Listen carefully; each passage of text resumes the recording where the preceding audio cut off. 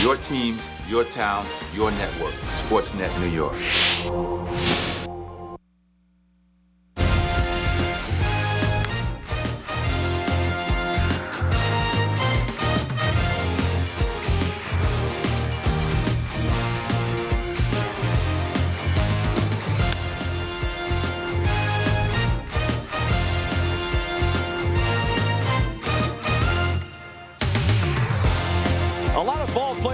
The green, but this green opted for greener pastures.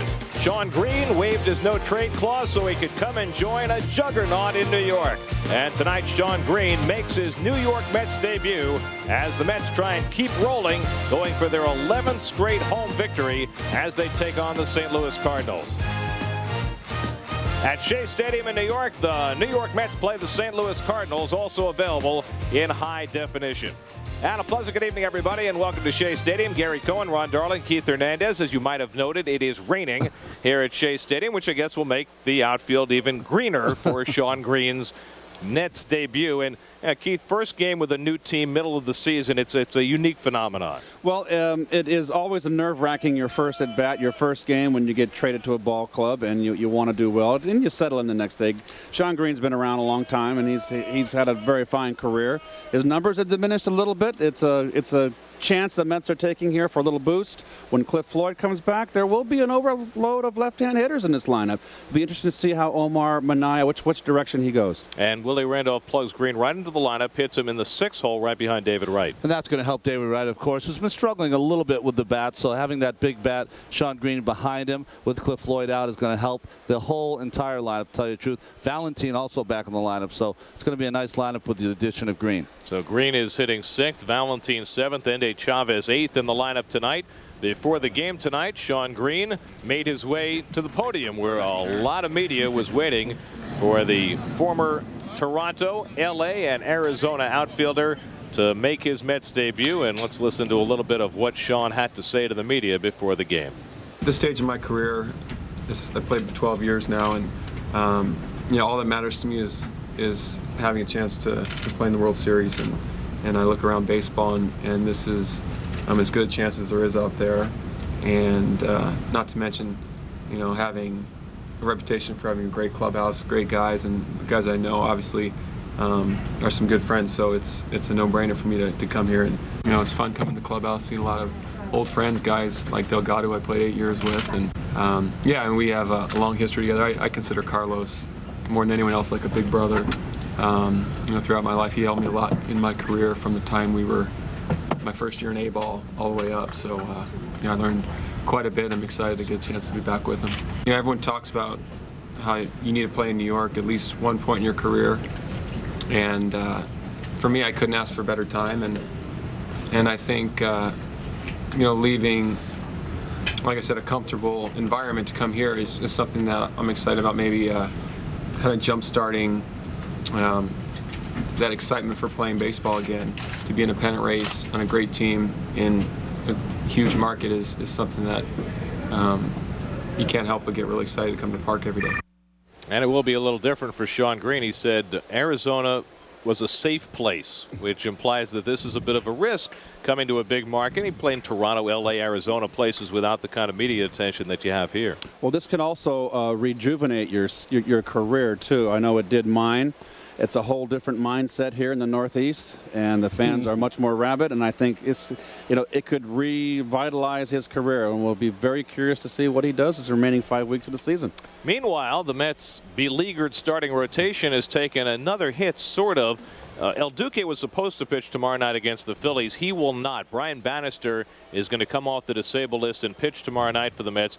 Now, the Mets are saying that El Duque is not injured, but before the game tonight, he was meeting in Willie Randolph's office with Rick Peterson and with the trainers, and the decision was made to push his start back and essentially skip a start. It's almost like they're trying to do this with this extra lead, that they're trying to pick places here and there where they can, give him some time off. But El Duque, of course, they're going to reevaluate on Monday, like you said, Gary, and I think that Bannister's going to pitch tomorrow. Maybe Oliver Perez on Saturday. So this crazy starting staff still getting more starts from younger players. So we'll probably see Bannister. We know we'll see Bannister tomorrow night. Probably Oliver Perez will be brought up to pitch on Saturday night. The Mets also just made another announcement which certainly affects them down the road. Ramon Castro, who had surgery on his knee yesterday, has been placed on the 60-day disabled list, and that basically takes him out as far as the rest of the season is concerned and makes Mike DeFelice the backup catcher for the long term. Well, it's like the walking mash unit here at this point in the season. It's something you don't want to have happen when you're getting ready 5 weeks before the playoffs.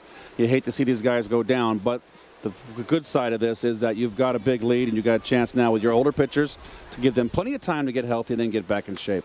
So the comings and goings on a rainy night at Shea Stadium. The forecast is that the rain is going to stop fairly soon and that we should get this ball game in. They'll wait a long time because this is the Cardinals' last visit to Shea Stadium. Well, Jose Reyes last night showed off just about all aspects of his exciting game. And we'll take a look at the Mets Energizer Bunny when we come back to Shea Stadium in a moment. Now, the skies don't look particularly bright, but they are getting a little brighter. Is that a little bit of sun peeking between the clouds there? The grounds crew actually is making an appearance on the field right now to take the weights off the tarp, maybe dump the water off. It is still raining, although not very hard. No pitchers have begun warming up, so it'll be a while before the game begins, but they certainly do expect for this rain to stop in fairly short order and for the Mets and Cardinals to get the game started tonight. Why wouldn't the Mets want to? They've won 6 in a row and 10 straight here at Shea as they try to get to 30 games over 500 here tonight for the first time this season. The Mets have got an MVP candidate in Carlos Beltran, but as we talked about last night, there's every reason to think that Jose Reyes has been at least as important to this team. And I think we got a good look last night at all the aspects of Reyes' game. Well, he had a big night last night, and this is his good side of the plate right here, his best side, I should say. They're both good. He's a good hitter from both sides of the plate. He's improved on his bunting so much. He's improved on his hitting. He's walked more this year, 43 walks. He's probably going to get 60 walks. He's leading the league in stolen bases. He's got 15 home runs. He might hit 20. You don't know. You get hot. You hit him in bunches. And Gary, 65 RBIs. He might drive in 80 runs in the leadoff spot, and that is just terrific. And that puts it all in a capsule. What a great year this young man is having. And you brought it up, Keith, to get, he has over 20 doubles. He could get 20 triples, 20 home runs, bat 300, driving 80. The last person to do that was Willie Mays in 1957. So just amazing numbers for a great player and I think an MVP candidate. Well, Reyes has certainly been phenomenal, and there's every reason to at least put his name in the discussion when you talk about most valuable player honors. Well, the grounds crew is pulling the tarp, at least initially just to dump the water, and eventually we're going to get baseball in here at Shea Stadium. When we come back from break, we're going to take you to an Ultimates Classic from April 26th of this year, where the Mets played the Giants out in San Francisco. We'll go to that Ultimates Classic when we come back from break in just a moment.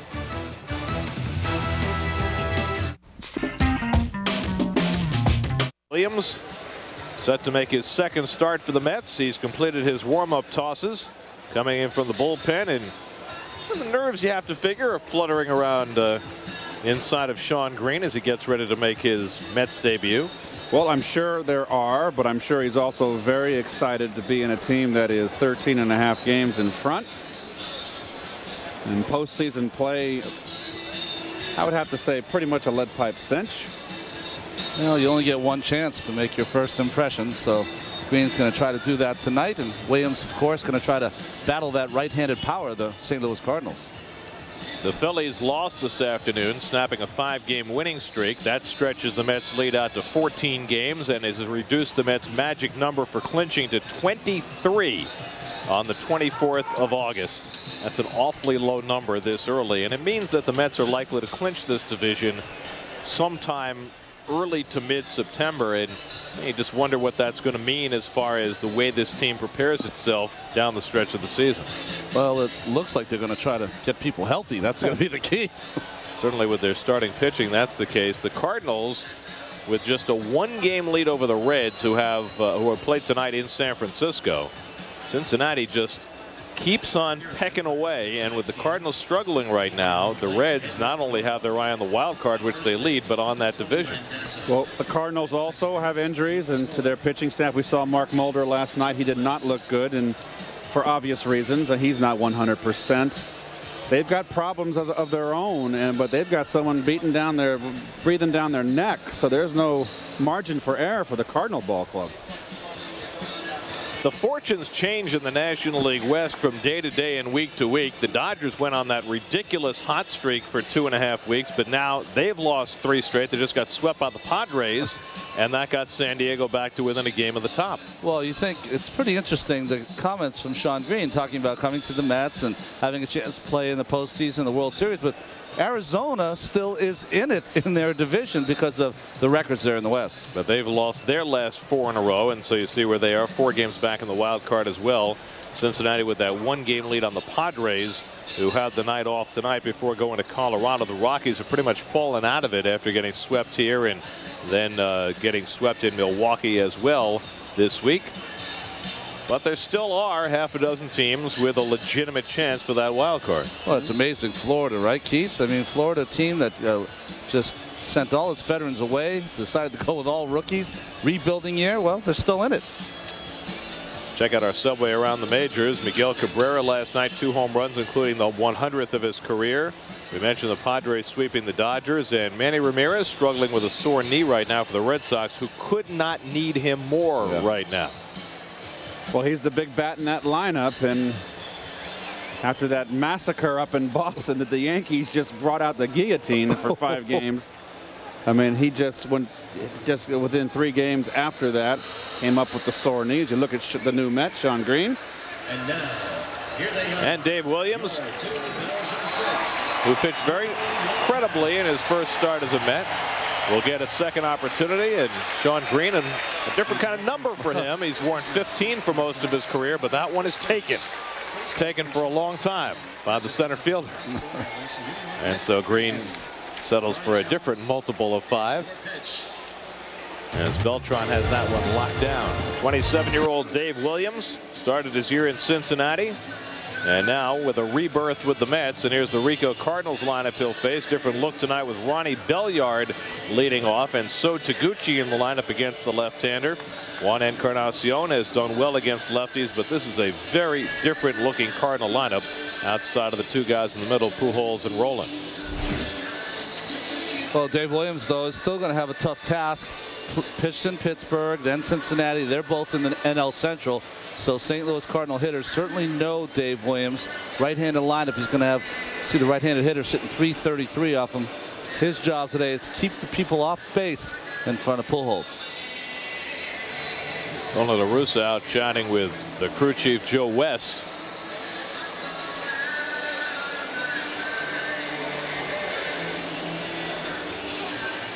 And the New York Met Geico defense is Shawn Green. He's made 2 errors the last 2 seasons. He gets his first start as a Met in right field. You'll see Chavez gets the start in left. There's the musical chairs that are only in one corner now. Left field will probably will be a platoon situation. Shawn Green is going to be the everyday right fielder, and we still got Cliff Floyd to come back when he gets healthy. And underway as Ron Belliard takes inside. So a 30-minute rain delay to begin the night. And Williams throws a strike, 1-1. Willie Randolph was saying tonight that Floyd is not likely to be back before the 1st of September. That's 8 days away. And the changeup from Williams has him out in front, 1-2. Dave Williams made 8 starts for the Reds, really struggled. The Mets picked him up in a trade for a minor leaguer. He struggled in Norfolk, but then he sat out 6 weeks. And he strikes out Belliard with the curveball. 1 away. Well, Ronnie Belliard has not seen a pitch he doesn't like. He just loves to swing that bat. Curveball in the dirt. Nice pitching. Fastball in, changeup down, curveball away. And Ron, since he came back from those 6 weeks on the sideline, resting an aching shoulder, he pitched terrifically at Norfolk, and he pitched very well his first time out here. You know what happens a lot of times when you get traded to a team. He was traded to Cincinnati. You see So Taguchi up. Is that you try to impress sometimes in spring training, and sometimes you go out there when you're not 100%. deep down the left field line, but hooking, and it goes foul deep in the corner as it has begun to rain again here at Shea, and rain rather significantly, and many of the patrons down in the field boxes have opened up their umbrellas, and many others who don't have them are heading for cover. Well, they're going to hope that this is passed. They want to get this game in. There's no off day tomorrow for either club. They're both off on Monday. Mets are planning to fly to Colorado Sunday night, but they might have to change their travel plans in the event of a rainout. And the Cardinals would be home and have to come back here, so I'm sure they're going to slug it out tonight. Slog it out. The curveball's high to Taguchi, 2-2. 64 miles an hour on that curveball.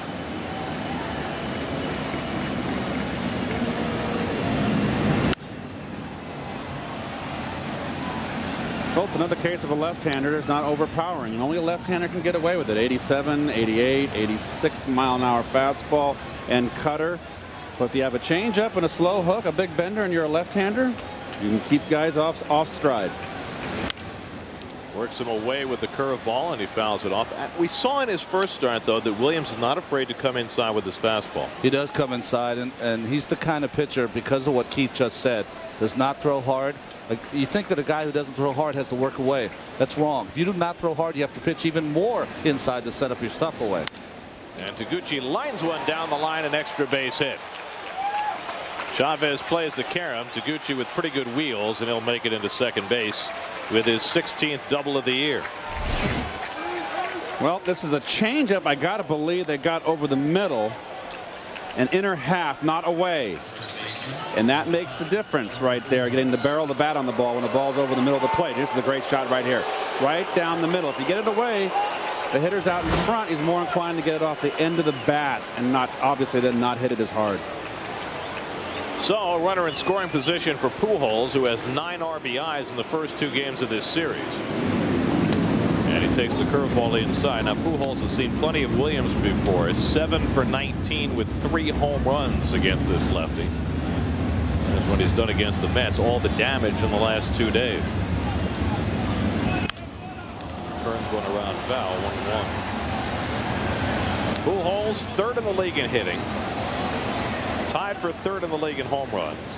2nd in the league in RBIs. Leads the league in slugging. 2nd in on-base percentage. He is arguably the best hitter in baseball. I would have to say I agree with you. He lifts one to deep left, but playable for Chavez. Now that's the second out. Well, he's very spread out. And look at that. No wasted motion. And you would think someone spread out so far. Look how far apart his legs are. And no stride. That you would lock your hips and not be able to rotate. Well, Joe DiMaggio hit like that. He just got under that ball, by the way. Right on it. Dave Kingman hit that way. I'm trying to think of guys. And usually they were limbery, kind of sinewy guys. Pujols is not. He's built like Orlando Cepeda. He is a chunk. I mean, he's solid and stocky. So how is he able to get that bat around without locking his hips?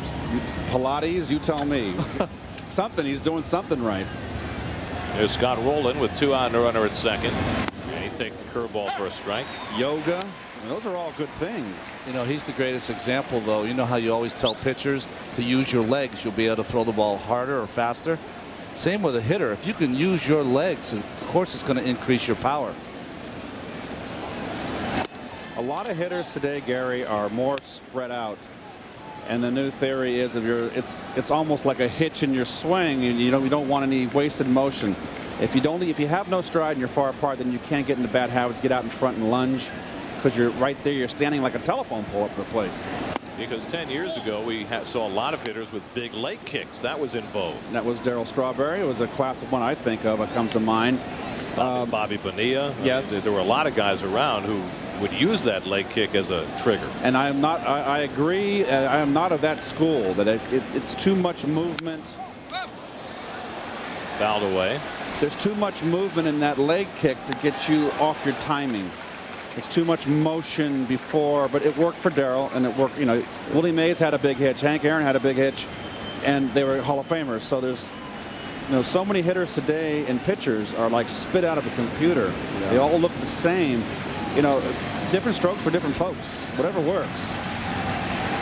2-2 to Rolen with 2 out.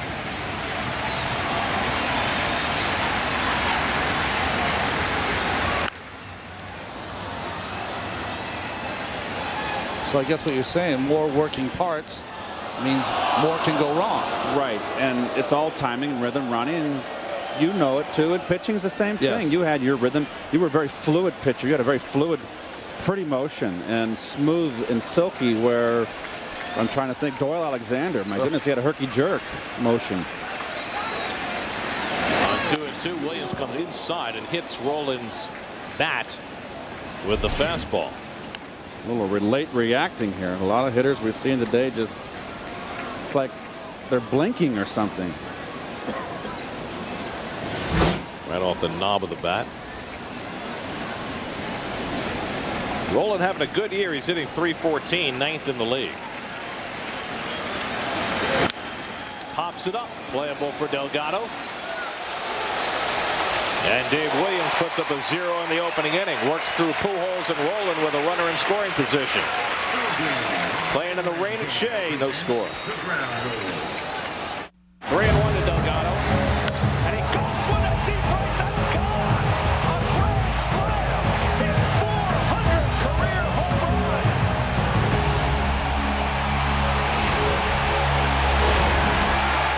To get your Sportsnet New York on the web, make your homepage SNY.TV, the online home of all things New York sports. Pre-game, post-game, every game. If you want your SNY online, bookmark SNY.TV. Get your New York sports online here. Well, you may have heard that this September the WB11 is changing into the new CW11. So what does this mean to fans of the WB11 news? Well, the name of the station may be changing, but the CW11 will still be the place to find your favorite news shows in the morning and at night. Jason Marquis returning home. Native New Yorker takes on this Chevy Mets lineup with Shawn Green hitting 6th, carrying 314 career home runs into the game. Jose Valentin back in the lineup after missing 5 games with a hamstring, and Jose Reyes takes strike 1. Well, Jason Marquis, the good number is that 13 wins. The bad are those 11 losses. He's had 243 base runners in 161 innings, giving up 30 home runs. He's had 2 horrific starts, and that's what's cost him his earned run average. They had to suck up some innings, and then against the White Sox in the middle of June, he gave up 13 earned runs in 5 innings, and then on July 18th versus Atlanta, 5 innings and 12 earned runs. Ouch. Well, you saw that. Saw the graphic that it's the first time since 1940 that's befallen a pitcher. As we look at Reyes' Coors Light cold blast from last night. Well, he crushed this ball right here. It's over the grandstands. Didn't used to happen a lot. That one. No one hit it over there. On 0-2, Reyes golfs one to center. Encarnacion racing, can't get it. Base hit. Encarnacion was playing very, very deep against Reyes and couldn't close the ground. Well, he's closing right here, and it's not enough. And Encarnacion is not a center fielder. And Edmonds on the bench, he has had to play center field. But my goodness, Jose Reyes has got pop, but don't play that deep. That is just way too deep to be playing against Reyes. So the Mets get the benefit, a pop fly single. Reyes stole 2 bases last night, 52 for the year as Lo Duca steps in. Ball hitting at .310. And takes a strike.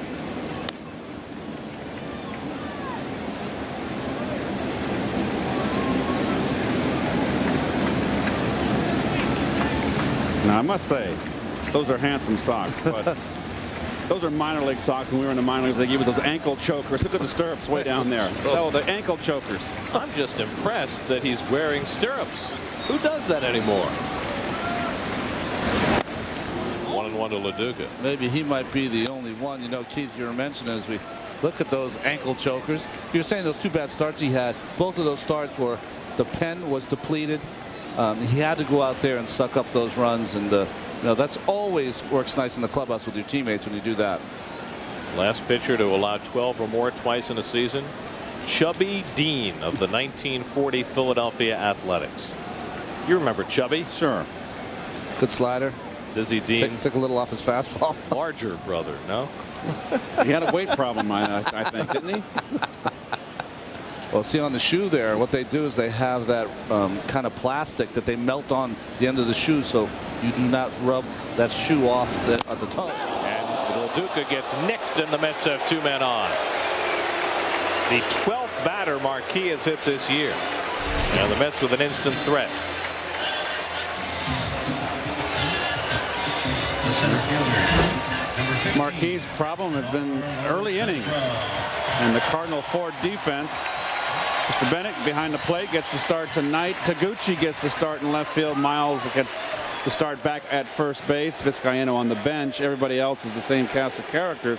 It's a Cardinal team looking for answers, looking for ways to plug the gap. They're just banged up. Meanwhile, the Mets are looking for another fast start. 107 first inning runs this year, including 4 last night. And Beltran takes it wide. I was talking to Al Hrabowski, my former teammate. He's the TV analyst for the Cardinal network. And Hungo said that Marquis is a sinker ball pitcher. And he says in the early innings, he overthrows and gets the ball up. Then after he kind of gets into the rhythm, he starts getting the ball down. He gets hurt early in his start. There's Hungo. Hungo? Oh, Matt Hungarian. Matt Hungarian. I've never heard that. I've never heard of Hungo. Hungo. I told him, I said, Al, you don't look the same without the Fu Manchu. He really is missing. He looks like younger now. When Vern Rapp came, managed our ball club and made us shave off the mustaches and the sideburns, Al looked like he was naked. There's a strike to Beltran, 2-1.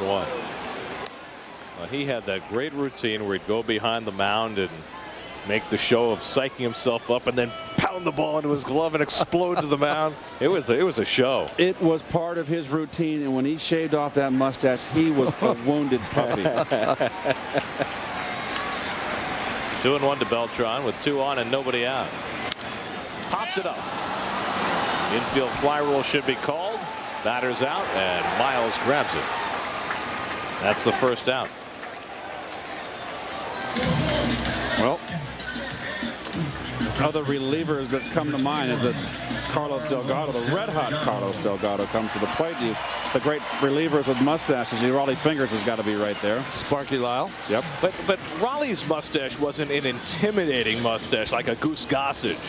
I mean, Raleigh curled the ends of it with It was a wax. handlebar mustache. Right. It's what you'd wear if you were a singer in a barbershop choir, a barbershop quartet. Do you know what kind of work goes into doing that? I'm sure. That's a lot of work. But it just doesn't have the intimidation factor. What happens when you go to bed at night? Does it stick in your skin? Does your chewing gum lose its flavor on the bedpost overnight? Here's Carlos Delgado, who is just raging hot right now. And he takes a strike. That is a great adjective. Raging hot. The raging bull. I like that. You come up with some good ones, you know. I'll bring my thesaurus in for you one day. We have 5 weeks left. We got more coming. Delgado with 5 home runs and 12 RBIs in the last 6 games. Marquis comes inside 1-1.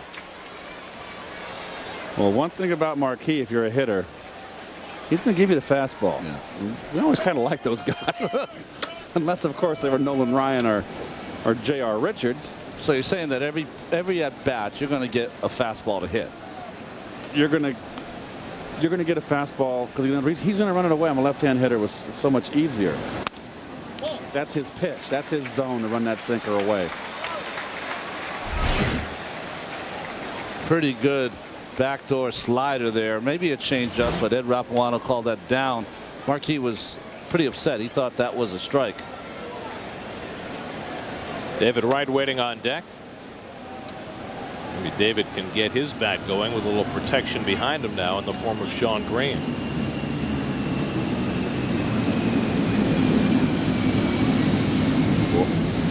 sort of the rare planes that went right directly overhead. When it's cloudy like this, they fly them in a little lower. 3-1 to Delgado. Well, that tendency to play caveman baseball is what ran Jason Marquis afoul of Leo Mazzoni in Atlanta. Well, you can't play caveman baseball, and what that is just rearing back and firing the baseball. Instead of pitching, you're throwing. If you have a 90-mile-an-hour fastball, maybe if you have 95 or 96, you can do that, but not with 90. So Shawn Green anticipating his first Met at bat. Delgado pulls one into the shift, backhanded by Pujols, gets the out at second. Marquis covers, double play. 3-6-1, neatly done by the Cardinals, and Marquis gets himself through the inning. Marquis getting over to cover for the finale. The Jets and Giants meet in their annual preseason clash, and Sportsnet New York has a special late-night encore of this Big Apple gridiron battle. Jets versus Giants, preseason encore Friday at 11, only on Sportsnet New York. Get your New York sports here. On METS.com, you can now download the MLB.TV Mosaic, and with it you can watch up to 6 games simultaneously on one screen, including out-of-market Mets games. It's the highest quality video of live baseball you can watch on the internet. Check it out at METS.com. Well, the stadium across the street's going to be busy soon. The U.S. Open. Mets and the Open will be home together the week of Labor Day. If you are coming to either event, please don't drive. You will find it most frustrating. Andre Agassi on his final farewell to the U.S. Open. Boy, did he draw a tough draw the first round. My goodness. Yeah, he's headed to play Roddick, I think, in the quarters maybe. 1-2 to Encarnacion. Preston to service in center field these days with Jim Edmonds still out of the lineup. Edmonds told Tony La Russa last night he wanted to play, but La Russa continues to hold him out. He's suffering from post-concussion syndrome. 2-2 to Encarnacion. But without Edmonds and without David Eckstein, who's on the disabled list with an oblique problem, this is a different Cardinal team.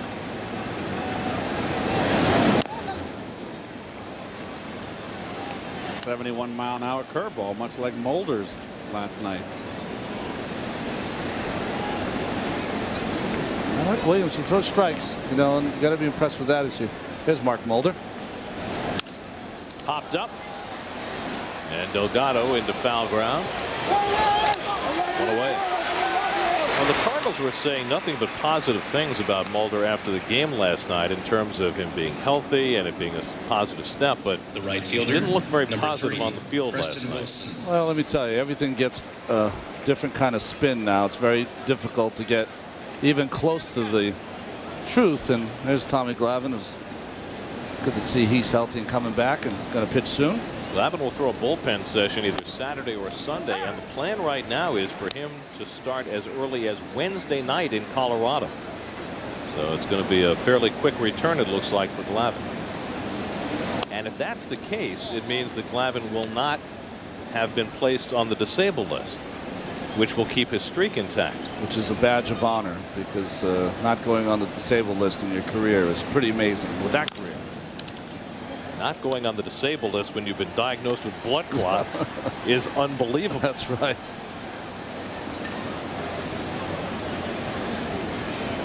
You know, we were talking about Mark Mulder and you know what the Cardinals were saying.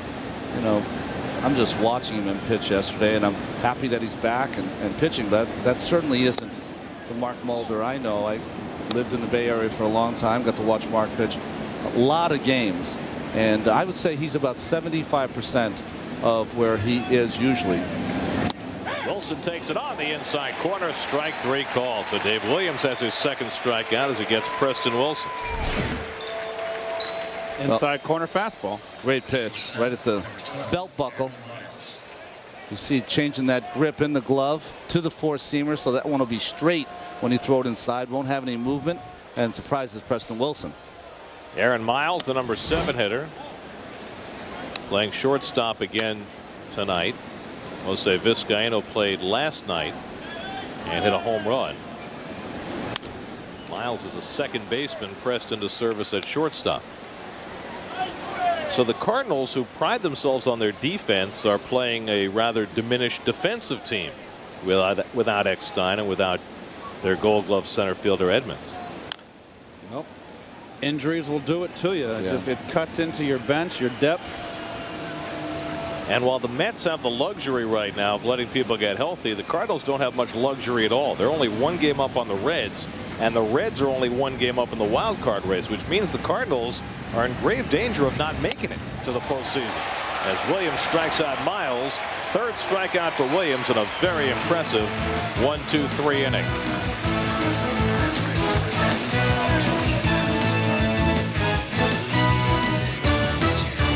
Sunday on Inside Jets Camp, we'll have a complete wrap-up of the Jets-Giants preseason Big Apple battle. Also see how newly acquired Kevin Barlow fits into the running back mix. And more surprise camp performers. Inside Jets Camp Sunday at 7, only on Sportsnet New York. We go to the bottom of the second. Perfect night for a duck with all the rain. The Aflac trivia question. Mets have had 4 Rookie of the Year winners. Can you name them? 3 come to mind quickly.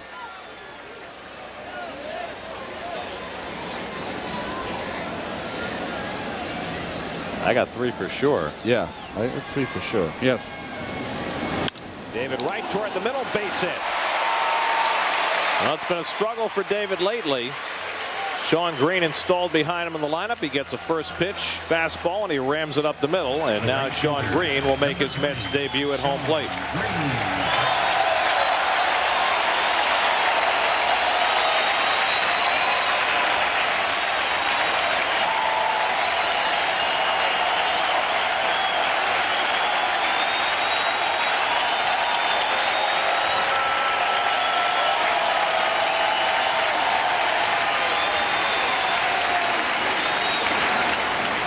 Shawn was wondering whether he made the right decision waiving the no trade clause. I guess that's a pretty good sign he did the right thing. Boy, Jason Marquis wanted that breaking ball. Pretty good one, Ronnie. Yeah, had some bite. Green's home run production has certainly plummeted over the last few years. He hit as many as 49 home runs in a season. But he's a different kind of hitter now. They still play him as a pull hitter. Well, the shortstop's way up the middle, and it's pretty straight up at second base. But Roland's way in the hole over at third base, and Miles, of course, is up the middle.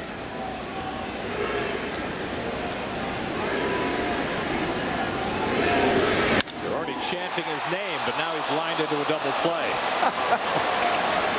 How quickly things change. Well, he hit the ball hard in his first at bat as a Met. Well, right to Belliard. Nope, nothing David could do there. It was a bullet. Number 18, Jose Valentin. It's a big hang with him, but I tell you what, it's better than hitting a little bleeder or a pop-up. So the Cardinals have turned 2 double plays in the first 2 innings. And now Jose Valentin returned into the lineup tonight. And he takes a strike. Valentin was sitting out with a mild hamstring injury. An injury that probably would have required 1 day if the Mets were in a tight race, but he took 5. And that was the right thing to do. Well, the Mets are getting healthy, and I think getting Valentin back is really an important addition. He has been so spectacular this season.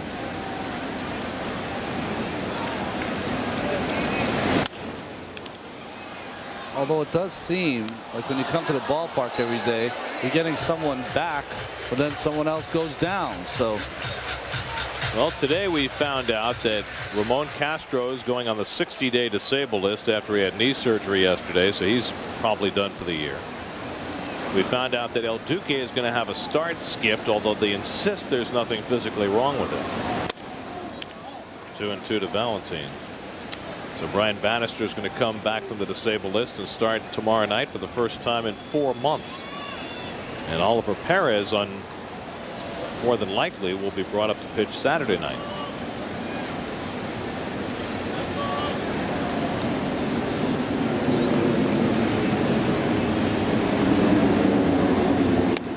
To Valentine. Marquis right now, Ronnie, just all over the place, isn't he? He just can't seem to settle in.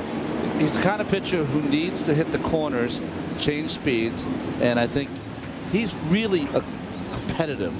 And I think that works against you sometimes in the early innings. And he walks Valentine. And the Mets have a 2-out base runner. First walk given up by Marquis. The left fielder, number 10, Andy Chavez. Andy Chavez hitting 8th in the order. That's a pretty good 8-hitter. Yeah.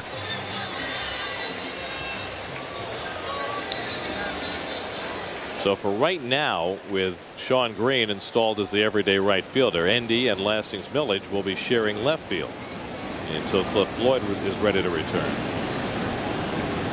Squeezes Michael Tucker out of any regular playing time, and it squeezed Ricky Leday off the roster. Miles takes it to the bag. That ends the inning. We go to the third at Shea. Still no score. Bring a group to Shea. Watch the Mets with family, friends, or community organizations. Choose ballpark seating or a hospitality option like the picnic area. For a full calendar of special events, including fundraisers, call 718-507-TIXX to book your group now. The Jets and Giants meet in the annual preseason clash, and Sportsnet New York has a special late-night encore of this Big Apple gridiron battle. Jets versus Giants. Preseason encore tomorrow at 11, only on Sportsnet New York. That Mangini of the Jets, that looked like Lenny Dykstra prowling the sidelines. Lenny talked a lot more. Really a resemblance. Never heard of him. Lionheart? That's Freeman McNeil's number. I don't know who he is. Richard the Lionheart. Gary Bennett leading off. Doing the catching tonight. Gary Bennett was a Met for a minute. And he has himself a base hit, which is exactly what he did in his only at bat as a Met. He has a 1,000 Mets batting average. Well, it's a high fastball, belt high out over the plate, and right now it might have been a changeup. So Bennett with a leadoff single, and we'll see what La Russa does here with Marquis, who's one of the best hitting pitchers in baseball. Won the Silver Slugger last year. Shows bunt and gets it down. And Williams will throw him out, but only barely. So that moves Bennett up to second with 1 out. Isn't it just amazing? This game was over 100 years old.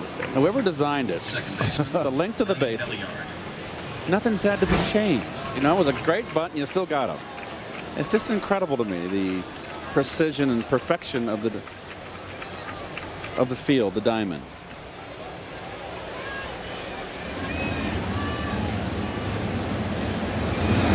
And of course, the question is, who was that? And that's one of the great things about baseball, is that nobody knows. Yeah.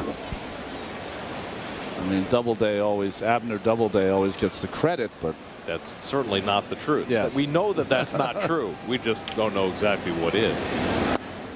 1-1 to Ron Belliard. Is it a derivative of cricket?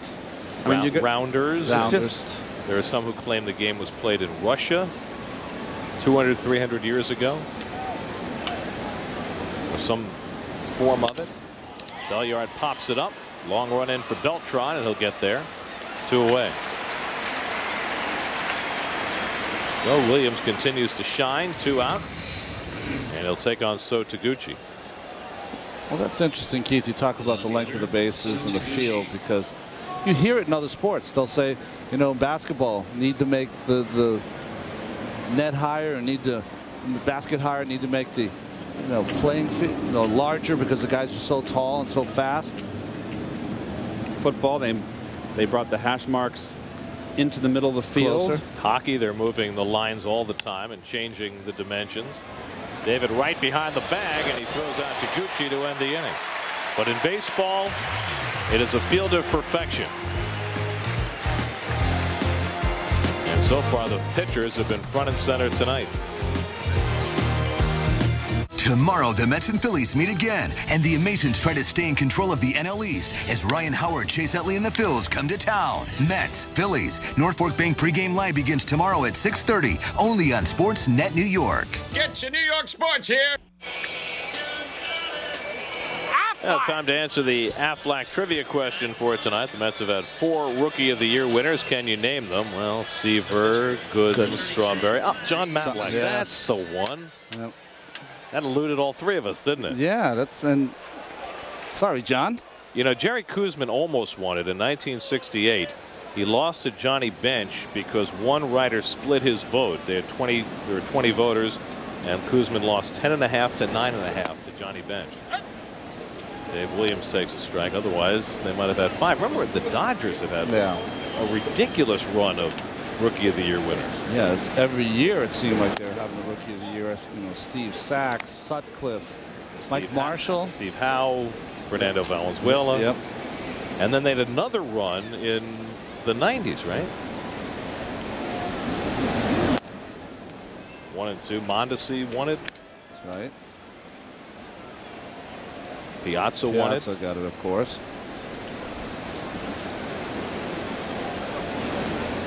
Williams 1 for 13 on the season.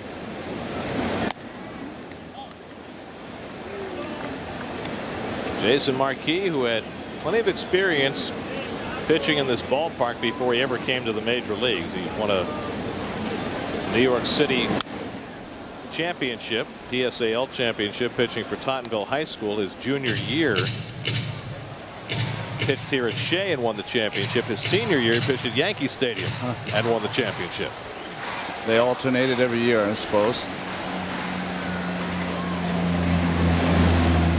And like the bunch this year, he in 1991 was on a team that represented Staten Island in the Little League World Series.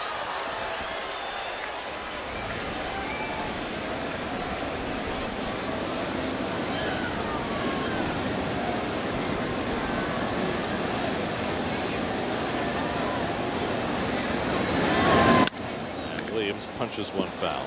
Boy, that Little League World Series has become very serious, hasn't it? Well, it's just it's on ESPN. It's getting an international exposure, as it should. It's an international event. I think it's a great event. I know when I was a kid in Little League, would have dreamed of going to Williamsport. Never did. When I was my 12-year-old year, my last year, I was MVP of the league. Of course, I pitched on the one game in a week. We played 2 games a week, and I played first base on the other. And I lost 1-0 in our first All-Star, our first game in the competition for Williamsport. I lost it 1-0 in 6 innings. That's a big hang with them. I have to tell you that as a parent, I think putting 12-year-olds on national television playing baseball is not a good thing.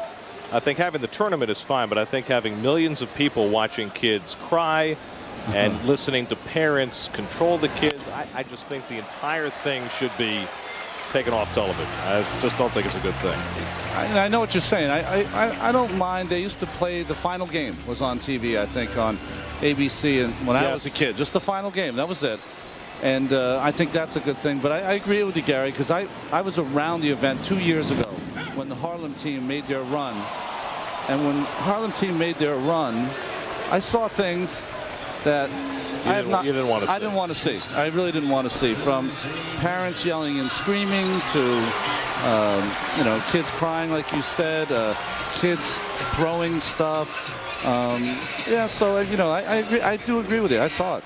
And I even think for the winners, I think 12-year-olds are not necessarily equipped to handle the kind of adulation that comes with winning a championship on national television. I think sometimes that can really hurt them in the long run as human beings. Now, clearly, a lot of people watch it. A lot of people enjoy watching it. And the kids who go certainly want to be on television. I understand all that. I'm a little queasy about the whole thing. Well, it puts a lot of pressure on them. Up the middle, and Reyes is 2 for 2. Now Reyes, who had hits his first 3 at bats last night, has a couple of hits tonight. Hey, just a sinker that didn't get away enough, and Reyes hits it right up the middle. Remember, Reyes on the left side of the plate was always a little bit pull happy. And now look at the progress he's made this season from the left side of the plate. He's starting to hit the ball more up the middle, more into left center field, spraying the ball. I hate that term, spray. He's driving the ball to all parts of the field, where before he'd pull too much and get himself in trouble. So there's been marked improvement from his left side of the plate. Spray goes in the same column as Punch and Judy, right? Banjo. Banjo hitter. Ping hitter. Reyes takes off, and Bennett's throw not in time. Bounces away, and Reyes has his 53rd stolen base of the year.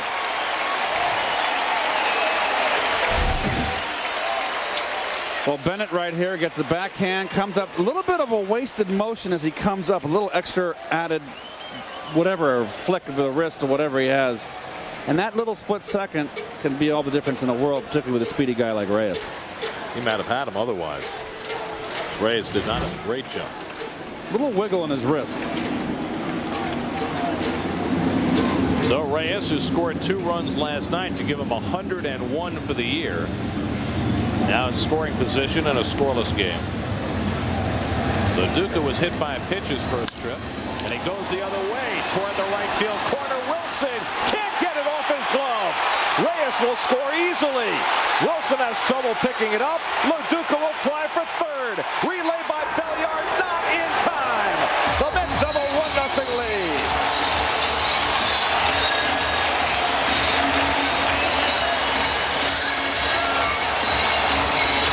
Well, Preston Wilson made a couple of stunning catches last night, but not on this one. I'll see what they're going to rule this. And we'll give Lo Duca credit for a triple. And Reyes right there waiting to see if it's caught. Lo Duca going slice away, slice. And that's a triple, legitimate triple. When you're home, you get that. You don't get them on the road. First triple of the year for Lo Duca, who had 1 last year. That's his 7th career triple. Here's Beltran with the infield back. And he takes a strike. Well, it's been more than a year since that last triple. And he has every reason to smile. Had a ribeye steak in it, too. 102 runs scored for Reyes, and we've got 36 games after tonight. You wonder where he's going to wind up. Mets club record is 123 runs scored by Edgardo Alfonso. And Reyes certainly has every chance to obliterate that. Beltran, meanwhile, has a chance to move in on the Mets club record for RBIs, which is 124, set by Mike Piazza. He's at 103, and he's got a chance right here. Delgado to follow.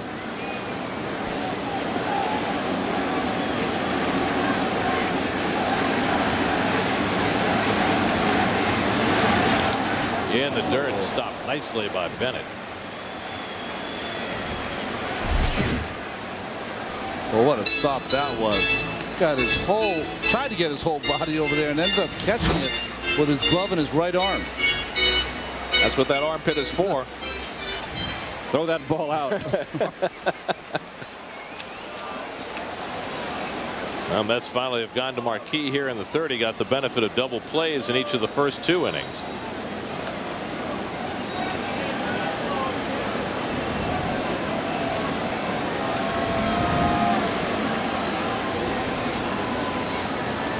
On 3-1, Beltran watches wide, and the Mets have runners at the corners for Delgado. Now, I think that at bat is a classic example of Carlos Beltran this year versus Carlos Beltran last year. Last year on 3-1, he's up there hacking at that pitch, thinking that he has to get the run in. Well, he's certainly got a supporting cast this year. And, you know, last year was an aberration. It snowballed on him. And We're seeing, I think, the real Carlos Delgado this year. I don't think, I know. I mean, he's much more relaxed. You can't play tight and nervous and putting pressure on yourself. You just can't perform. But he is right at home this year. So now Delgado with first and third and 1 out. So it's almost like Beltran has confidence in his own ability, but he also has confidence in Delgado's ability. I mean, you would figure with all the hitters behind him that he would have walked less this year. Well, last year he walked 56 times all year. This year already 72. Last year was the first year that he had 15, 20 microphones in his face after a game. And you're having a bad year and you got to answer the questions every day in front of your locker after every game when you're having an off season. You didn't have that happen to you in Kansas City or in Houston. The only time he was in the spotlight in Houston when he had that unbelievable playoff for them. Was that an MVP candidates debate over at first base? Yeah. You gonna win it? I don't know. You're pretty good. Delgado hit 2 home runs the other night. Maybe he should be in it.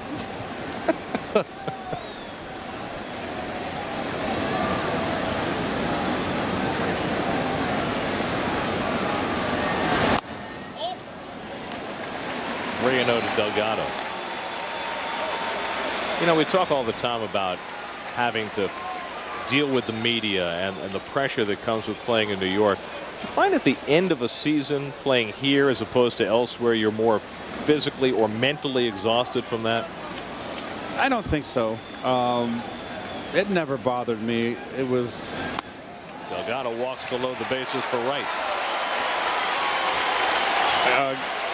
You know, I never really had a bad season here until I got hurt. So I didn't have a season where I had to answer questions about why you're hitting 240 or 250 and only driving in 60 runs. I had success. The only thing I did is just kept you in the clubhouse longer. There were so many you couldn't get out of the clubhouse faster. You would have liked to.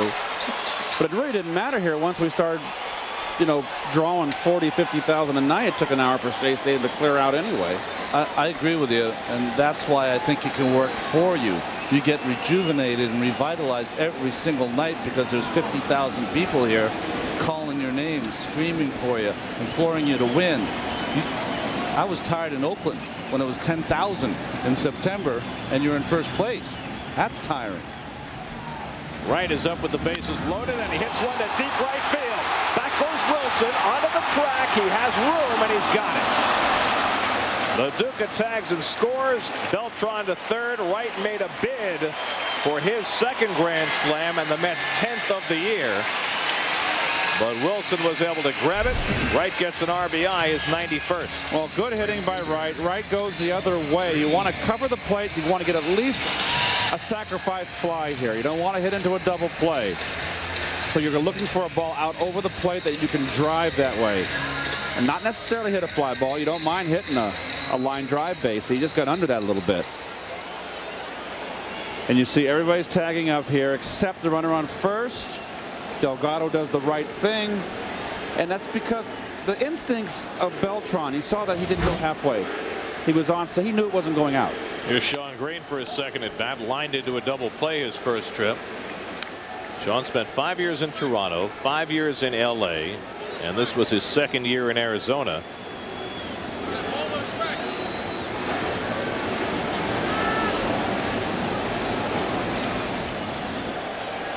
Let's check in with Chris Cotter. Chris. Hey, Gary, one of the things I thought interesting, Shawn Green, today when he first arrived at the park and addressed the media was he talked about growing up and even into the minor leagues being more of a hitter for average until he hooked up with Carlos in Toronto. And Carlos taught him how to hit home runs as he hits one to left field and drops for a base hit. Beltran will score, and the Mets take a 3-0 lead here in the bottom of the third. But he talked about being just that, a guy who drove in runs by hitting base hits. Well, Carlos Delgado actually taught him how to hit home runs. So I thought it was interesting that you would learn how to become a home run hitter that late in your career, Gary. A welcome to New York moment for Shawn Green as he drives in his first run as a Met with an opposite field single. Well, up fastball away, and Shawn Green goes the opposite field well, naturally. Not a good pitch by Marquis. So the Mets with 3 runs home here in the 3rd, and Green right in the middle of it. Here's Valentine, the 8th man up in the inning, and he fouls it away. Well, you look back at Shawn Green's numbers in the minors. His first year in the Toronto organization in A-ball, he hit 1 home run in over 400 at bats. And it really wasn't until his 4th year in the big leagues that he started hitting for power.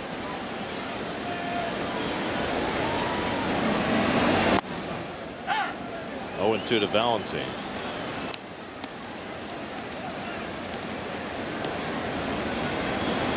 Started the career with Toronto, was traded to the Dodgers before the 2000 season,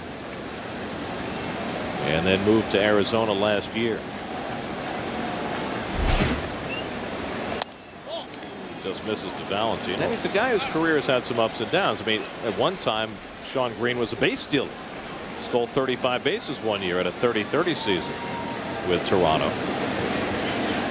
Well, he played 5 years at Toronto, a little over 5 years, 5 years at Los Angeles.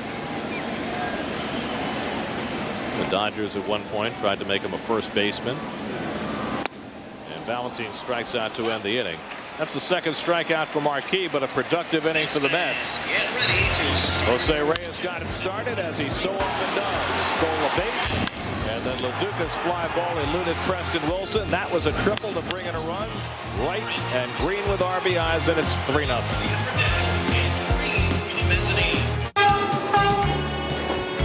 Take the train to the game. Mass Transit's your best way to Shea. 7 Subway, Long Island Railroad, Woodside Connection. Connections to Metro North and New Jersey Transit. Mass Transit is easier and faster. Get on board at Mets.com.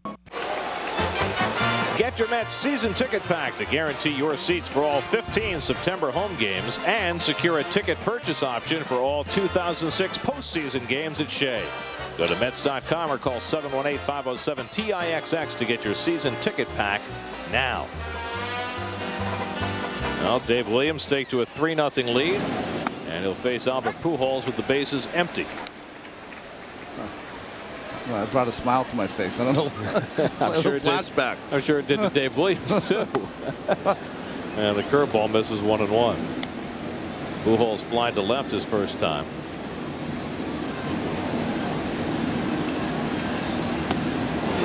And an even slower curveball, 1-2. Well, yes, it's thrown it now between 60 and 65 miles an hour. I'll tell you, when the bases are empty and you're facing the best hitter on the opposing team, and you got a 3-run lead, I would sometimes, and Mel Stottlemyre taught me this, I would sometimes go against the book and try to get him out a little different way. It might set up an at-bat later in the game where you can go back to the book. So in other words, risk something bad happening when there's nobody on. And Reyes is eaten up by that hot shot by Pujols, and that's a base hit to lead off in the top of the 4th. Well, Jose's so good getting in front of balls. This ball's just hit too hard. He had a shot. Well, this needed to be a glove save and a beauty to make that play. Ole. He was no Eddie Giacomin on that play. Well, one too many curveballs from Mr. Williams, and it just seems that you throw too much of one pitch to Pujols, he just makes adjustments within the at-bat. Yeah. Scott Rowland fouls it back. But I think that's really interesting what you said, Ron, that you're more likely to go to a hitter's strength when you're not in a more dangerous situation. Well, I always thought it was a nice thing to try to prove to yourself that, hey, I can go to his strength occasionally, but my stuff is better than his. You know, that I can get him out. And nothing's more frustrating than making a pitch against the hitter, and that's his pitch, and he pops it up or rounds it out or any of that kind of stuff. But Mel Stottlemyre said he used to do it all the time, and he would ask, you know, the guys who are more control pitchers, you know, Dwight just blew people away, but guys like myself, Bobby O. 1-2 to Rowland. Saying, like, you know, Bobby O was a changeup master. Well, if he was in a situation like that, he'd say, you know what, why don't you go after him with your fastball, see what happens. And that would set up maybe the next at bat. 2 guys on, maybe Pujols comes up, he goes back to the changeup.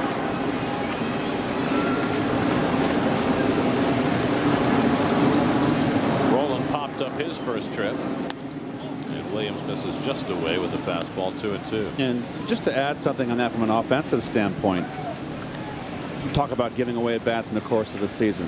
Leading off an inning was always the toughest at bat because you're an RBI guy. You're up. You thrive in RBI situations. And Williams gets rolling for his 4th strikeout. You thrive in RBI situations. You wouldn't be an RBI hitter if you didn't, and he just threw it by him. Nice sink at the last minute. Center fielder, Juan Encarnacion. In 2006, Hyundai, the Mets, and Sportsnet New York are teaming up to strike out cancer. For every K the Mets pitching staff registers, Hyundai, the Mets, and Sportsnet New York will donate $25 to the Hope and Heroes Children's Cancer Fund. If you'd like to help, go to www.hopeandheroes.org. Encarnacion gets ahead of one and pulls it foul. Changeup from Williams, 0-1. So you didn't like leading off an inning? I hated it because I always like to get collected. I always like to have my ritual in the on-deck circle. I had my when I was in the hole in the dugout, I had my helmet on, was able to watch the pitcher. It was a gradual process getting you up to your at bat. Leading off, you had to run in. I had to hustle in, particularly when your dugout was on the opposite side of the field, on the road. With Shea, it was great because I could just chug right in real quick, get my helmet. Could have been worse. You could be a left fielder. That's true. Think about that. That's a very good point. But I hated having to wrap the rush, get my helmet. I always put pine tar on my bat and then rosin. And I had to loosen up, and then no chance to sit down. And it's a great angle from the on-deck circle to watch a pitcher work. And you don't get that. And you're up there, and it's an at bat with nobody on base. And that's a bat that you can get lazy and make mental mistakes, not be prepared. So do you think there's a different mindset for a guy like a Reyes, like a Lenny Dykstra, whose job it was to lead off? That's their job, leading off. Yes, absolutely. And that was the leadoff inning for me early in the game. Obviously, in the first inning, I wouldn't lead off an inning, but maybe in the second inning, or the third or fourth or fifth inning, let's just say, and nothing's happening. That's an at bat you can give away. Now with a tight game in the 7th, then you're not going to give that at bat away because you want to lead off in a tight game. Encarnacion drives it to left. Chavez is there, and back to first. Pujols, 2 down. The jumps that Andy Chavez gets on balls are just phenomenal. It deflates a player. It deflates the opposing team when you make a play like this. We've seen that play 50 times this year already drop in for a base hit. And it looks like nothing on television, but to see where he started and how easy he made that play look is phenomenal. Yeah. Well, he and Beltran are the 2 best outfielders on the Mets right here, and I'll match him with anybody in the National League. Wilson down the line. Nice stop by Wright to second for the 4th inning over. David Wright takes a double away from Preston Wilson. Wright with the defensive gem. Still 3-0. I'm Kenny Choi. Coming up on Geico Sports Tonight, Shawn Green makes his Mets debut as the Amazons go for the sweep against the Cards. And we'll take a look at the Giants' window of opportunity to win a title. Check out Geico Sports Night every night at 6:10 and 1 a.m. Andy Chavez will lead off the last of the 4th for New York as we check out the Jeep upcoming schedule. Brian Bannister off the DL to face the Phillies tomorrow night. Phillies come in after taking 3 out of 4 from the Cubs at Wrigley. And after the Phillies, Mets head west to take on the Rockies for 3 and the Astros for 3.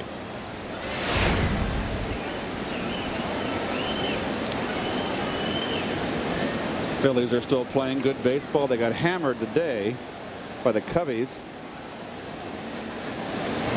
Chavez takes the breaking ball for a strike. The rookie starter, phenom Cole Hamels, got beat up. And as a rookie pitcher, you can get beat up in your first time to Wrigley. Get up in the morning, that wind is blowing out. And it was. Michael Barrett hit a wind-blown home run off Hamels. Chavez to Miles, and the tag by Pujols for the first down. In Chicago, there's 2 prayers in the morning. Separate prayers. One for the wind to blow out, obviously, for the hitters. And the pitchers are praying for the wind to be blowing in. Oh, I could tell. The first thing I'm starting in Chicago, as soon as I get up, I pull across the shade, and if it's sunny, you're in trouble. If it's cloudy, then it's not windy. And usually it sits down. But if it's sunny out, I used to not even go out to batting practice because you just did not want to see the guys rocking them into the stands. And especially early in the season, if the wind's blowing in as Williams swings and misses, that means it's cold, which is even better for the pitchers. Well, there's some days in Wrigley early in the season you need a bazooka to get that ball out of there. You got to hit a line drive, and it's got to be in the gap over the 368 sign. In the gap. Oh, the one that juts out a little bit, yes. Right? Reyes waiting on deck, already 2 for 2. So the Phillies lost in Chicago today. There was another day game played just up the road from there at Miller Park in Milwaukee, where I happened to be listening to the game driving in. This was phenomenal. Tomooka, your old friend, was pitching for Milwaukee today. His first at bat, it had to be the second inning, comes up with the bases loaded. Now Tomooka is a right-hand pitcher. He's a right-hand hitter. Came up left-handed for the first time in his career. Takes a big cut. Knocks the glove off the catcher, Danny Ardouin. Catcher's interference, goes to first. Run scores, RBI. Next time up comes up lefty again with the bases loaded. Hits one through the left side, base hit, 2 RBIs. Jeez. So in this game, you think you've seen it all. There's always something new on the horizon. Just because he's batting lefty and he's severely tardy on the first one, he ends up getting the first base. Well, he convinced Ned Yost that he had done some lefty hitting in Japan, but nobody had ever seen him do it before in the States, and Ned let him do it, which is a little surprising, but it worked out for him. I've seen Tomo hit right-handed. Doesn't matter. Well, he couldn't knock the glove off the catcher's hand right-handed, right? I mean, how often do you see catcher's interference and then to have it happen with the bases loaded? And Williams strikes out. Third for Marquis. And I had to actually look it up in the rule book. You do get an RBI for catcher's interference with the bases loaded. Did you know that one, Keith? I wasn't listening. Tell me. I mean, you're the RBI guy. You know that if you with the bases loaded, if you get catcher's interference, you do get an RBI for that. That's a wonderful thing. It never happened to me. If I had known that, I'd have done that more often. Now tell me this: you got a big spot, tied game, late, 2-out, bases loaded. Why wouldn't you just swing at the catcher's glove? Game over. Because we're men. Come on. He was too busy. Anything for an edge, right? He was too busy peeking for location. I will say one thing one time. I had the bases loaded with Andy McGaffigan up pitching, and he gave me trouble from Montreal. Andy McGaffigan had good stuff. And he first pitched threw me a slider and it hit my back foot, my big toe. I never got hit my big toe in my life. And I was very happy. I was hit by a pitch and a ribeye steak. There you go. 2-1 to Reyes. Already 2 for 2 today. A stolen base, a run scored. The numbers keep mounting. Dave Williams, 4 terrific innings so far in his second Mets start. 3-1 to Reyes. How about yesterday, Gary? First 3 innings, 3 hits for Jose Reyes. Second time that he did that this year. Hits in the first 3 innings. Michael Young of the Rangers, the only other player to do that twice this season. And Reyes drives one to center, but Encarnacion is there, and that ends the inning. So Marquis has his first 1-2-3 inning of the night. Mets up 3-0 after 4. Head to Coney Island September 6th as the Brooklyn Cyclones honor alum Brian Bannister. The former Cyclone is scheduled to be on hand, and Bannister bobbleheads to the first 2,500 fans. Call 718-507-TIXX or go to brooklyncyclones.com. Last week, Sportsnet New York was there for the 1986 Mets 20th anniversary reunion. Hello, New York! We were a team that really pulled for one another, and there was a different hero each night. This is our day. This is the 86 championship team. We all deserve this night. I just didn't realize what tonight was going to be like. I'm verklempt. I don't really know what to say. It's just an amazing feeling. It was 1986 again on Sportsnet New York. We go to the 5th inning at Shea. Mets looking for their 11th straight home victory, which would tie a club record. Set 4 times previously. And it doesn't seem to matter who the Mets throw out on the mound these days, and they've been throwing out a collection, 12 different starters this year. Dave Williams, the most recent candidate, and pitching well for his second straight start.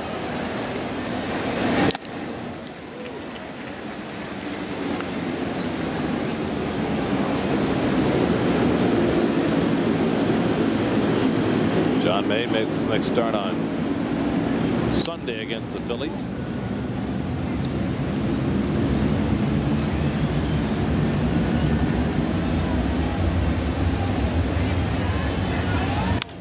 Miles lofts one into right for a base hit. Third straight inning in which the Cardinals have had a leadoff hit against Williams, but they've yet to scratch. And the number 8 hitter Gary Bennett will come up. Bennett singled to center his first time up.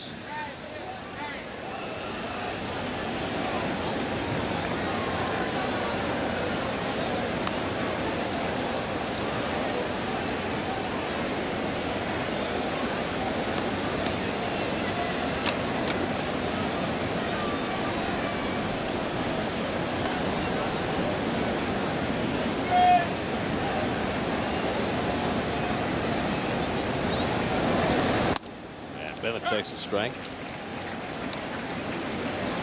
That's a tough job, isn't it? Like Gary Bennett has. Backup catcher. Seems like every year he has to go to another spring training and try to make the ball club. And so far so good. Last year played with the Nationals. Well, Mets have Mike DeFelice in that role now. It looks like he'll be there for the long term unless they make a deal. And it's driven deep to left by Bennett, back near the wall, and it's out of here. Gary Bennett with his second home run of the season. And just like that, the Cardinals are back in it. It's 3-2 New York.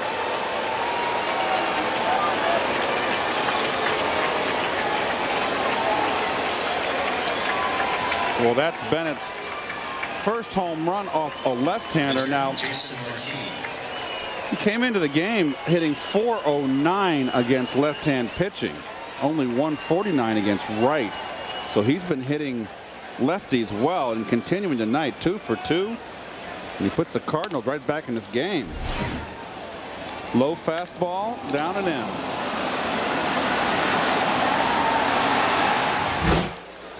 Jason Marquis with a big cut. Well, everybody seems to be a low ball hitter today, and it used to be in the old days right-handers were high ball hitters and left-handers were low ball hitters. Well, everybody likes that low ball, waist high and below today. Most everybody. 2-1 to Marquis, and he pops it up. Reyes retreating, Chavez in, and Chavez. That almost was some serious trouble, but Reyes bailed out, and Chavez caught it with the snow cone. Well, we know Jose's very aggressive, always wants to. He's calling it right now, but so is Chavez, and hey, that's it. Hey, he hears Endy, he pulls off. He's calling it right now, and he hears Endy, and he pulls off. Excellent. That's the way it's done. Yo la tengo.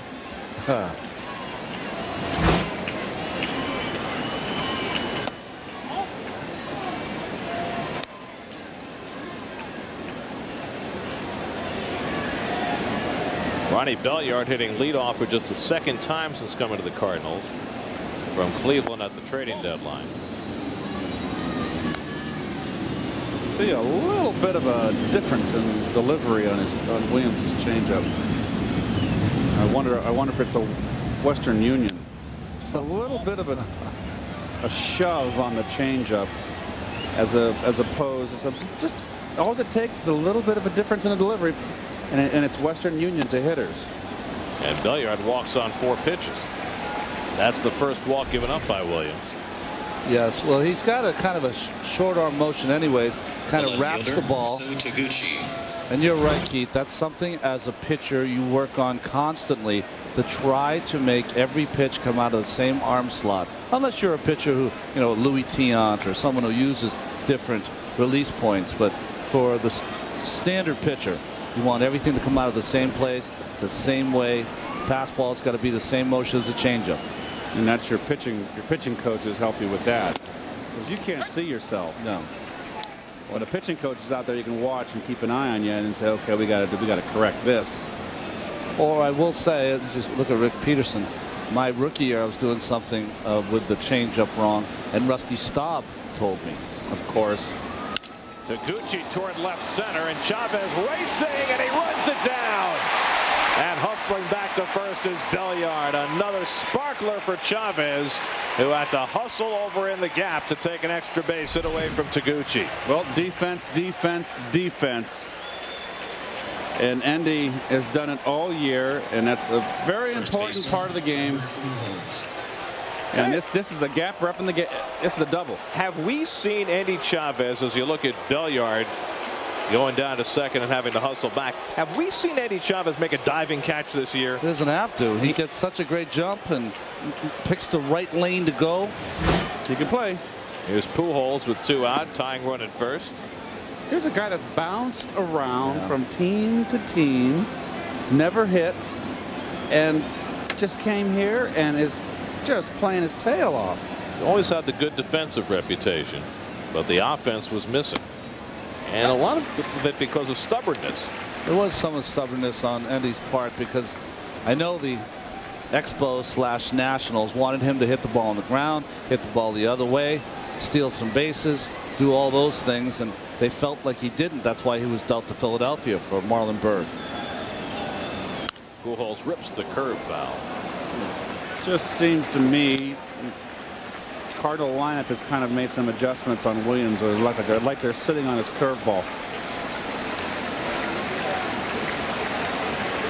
They made some adjustments against John Maine also in the first game. John Maine was going after the hitters with that first pitch fastball, and the Cardinal hitters, the second and third time through, started jumping on that first pitch fastball. So plan B. Yeah, exactly. Well, Hal McRae, the hitting instructor for the St. Louis Cardinals, he certainly knew how to make adjustments. Fine hitter.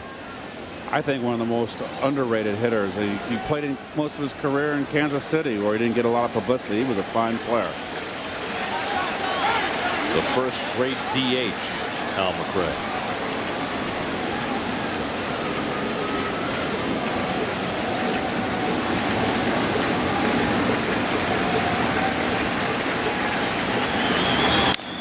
Hammered to third.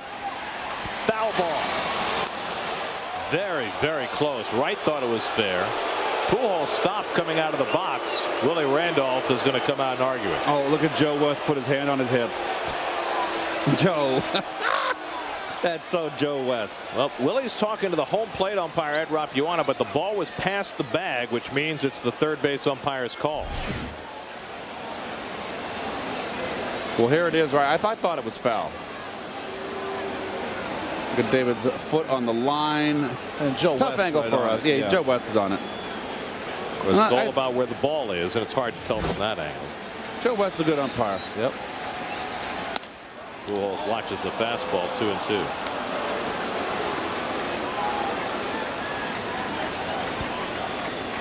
Gary Cohen, Ron Darling, Keith Hernandez, Chris Connor with you from Shea Stadium. Mets with a 3-2 lead as the Cardinals bat in the top of the fifth.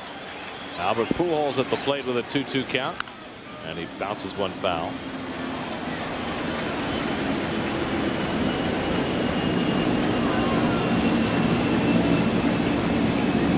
Pujols 1 for 2 on the night, hitting at .329.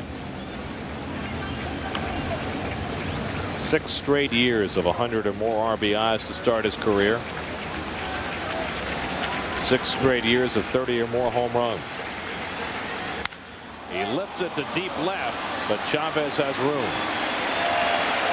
And that retires the side. Chavez with all 3 putouts in the inning. The first 2, he really helped out Dave Williams. Calls off Reyes for 1 and goes over in the gap to grab the other.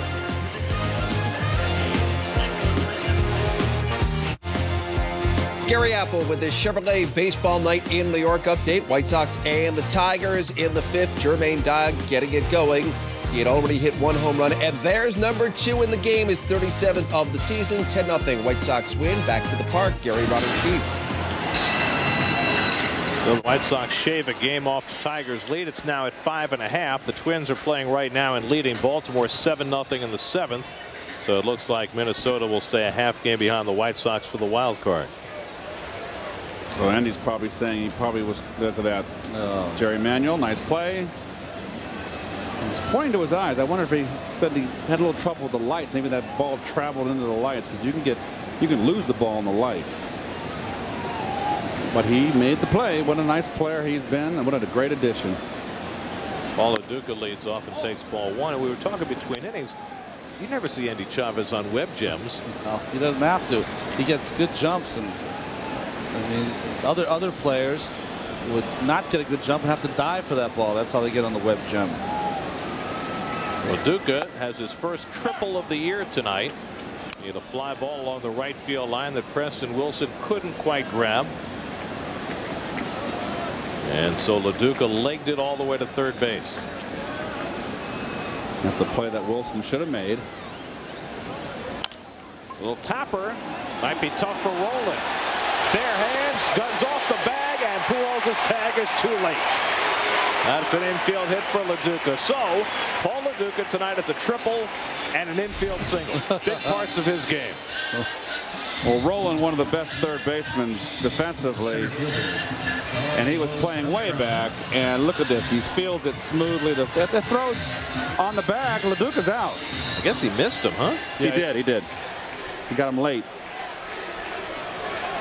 I think that's a miss. That's a miss. Yeah. I thought at first it was late, but I don't think he got him at all. So Lo Duca 2 for 2. A perfect angle to see that missed tag at first base.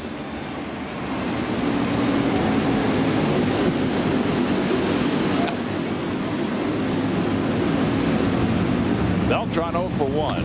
He's also walked and scored a run.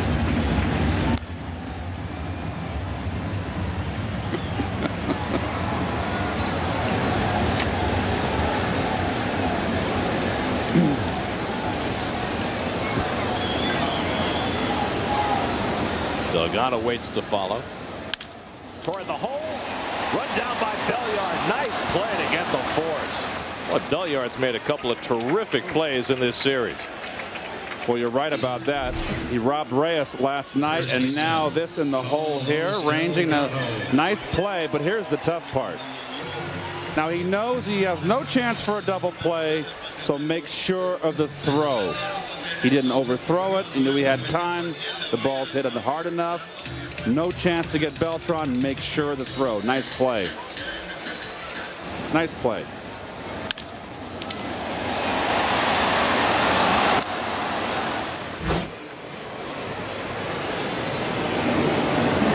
So 1 out and 1 on for Delgado.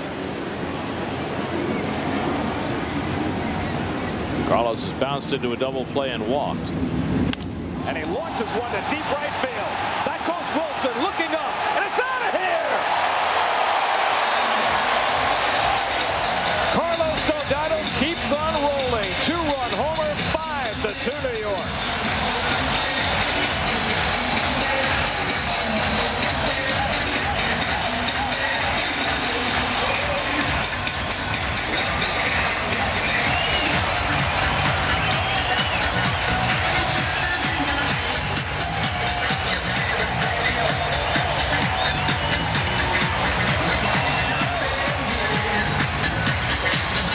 That is 6 home runs in his last 7 games.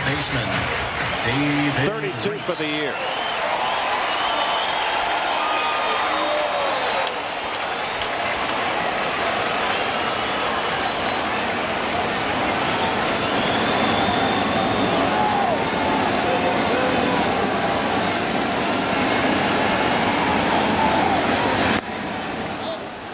Well, don't pitch him down and in. You're going to pitch him in. You got to pitch him belting up, not down. And he's just got that quickness back. And Gary, we said before when he broke out of that slump, the prolonged slump, that he'd go into a hot streak. Well, he slipped back into it, into the slump. But now it's fair to say, and you can see this blows the game open right here. it's fair to say that he is out, and I think it's going to have a strong finish. And Wright lifts one to deep right center. Wilson near the wall, and he reels it in. And David Wright's bat looks quicker tonight than we've seen in a few weeks. Weather gets cool, getting closer to September. You get that second wind. Nice stroke by David. That's the old stroke going the other way, naturally. Well, he's gone 86 at bats now without a home run. He came pretty close there, but the sign's certainly encouraging tonight for Wright as Wilson made the grab. Now Shawn Green, who singled and drove in his first run as a Met his last time up. Shawn is 33 years old. He'll be 34 in November. And the Mets have him for next year.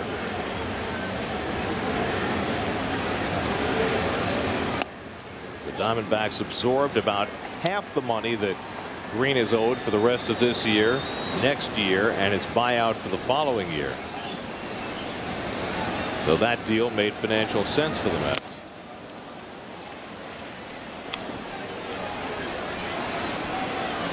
Remember that Cliff Floyd will be a free agent after this season.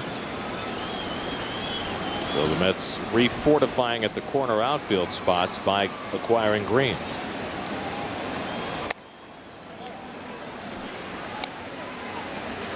And that doesn't necessarily mean Cliff won't be back, but it certainly fortifies the Mets in case he's not. 2-2 to Green, and the slider misses 3-2.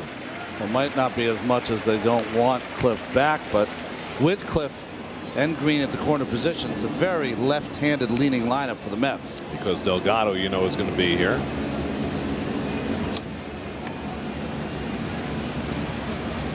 3-2 to Green with 2 out. And he pulls it foul.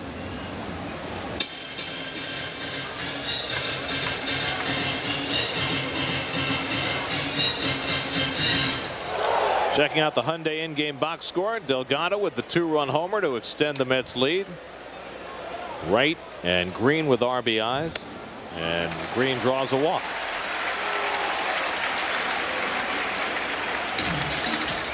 Second baseman, Jose Valentin.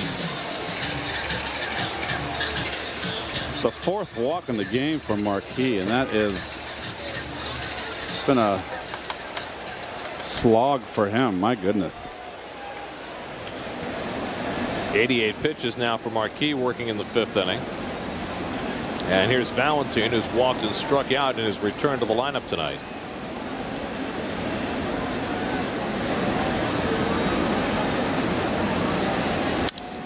To left field, and Taguchi in. That retires the side, but the Mets, who saw their 3-run lead sliced to 1, got it right back. Delgado with his 32nd home run of the year, and the Mets again have a 3-run lead for Dave Williams. Get off the couch and into an even more comfortable seat at Shea. Sunday, August 27th is Mets Seat Cushion Day, presented by Lincoln Mercury. For your printed home tickets to see the Mets host the Phillies, go to Mets.com. 3-1 to Delgado, and he goes with a deep right. That's gone. A grand slam. His 400th career home run.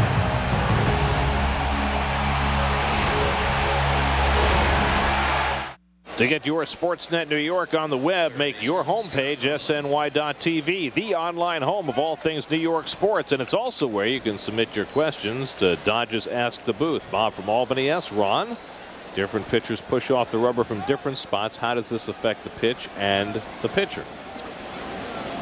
Well, each pitcher has his spot on the mound. I've never met a pitcher who changes spots on the mound for each pitch. I would give it away to the hitters, of course, but one, it's where you feel most comfortable. I think that's the key. Where you feel most comfortable throwing from is important. And then secondly, you try to pick a spot on the mound. You see Dave Williams here. As a right-handed pitcher, you want to be on that first base side. To left field, and Chavez circling in. 1 away. The reason I say that is it gives the pitcher, right-handed pitcher, a nice angle to outside corner for the right-handed hitter, inside corner for the left-handed hitter.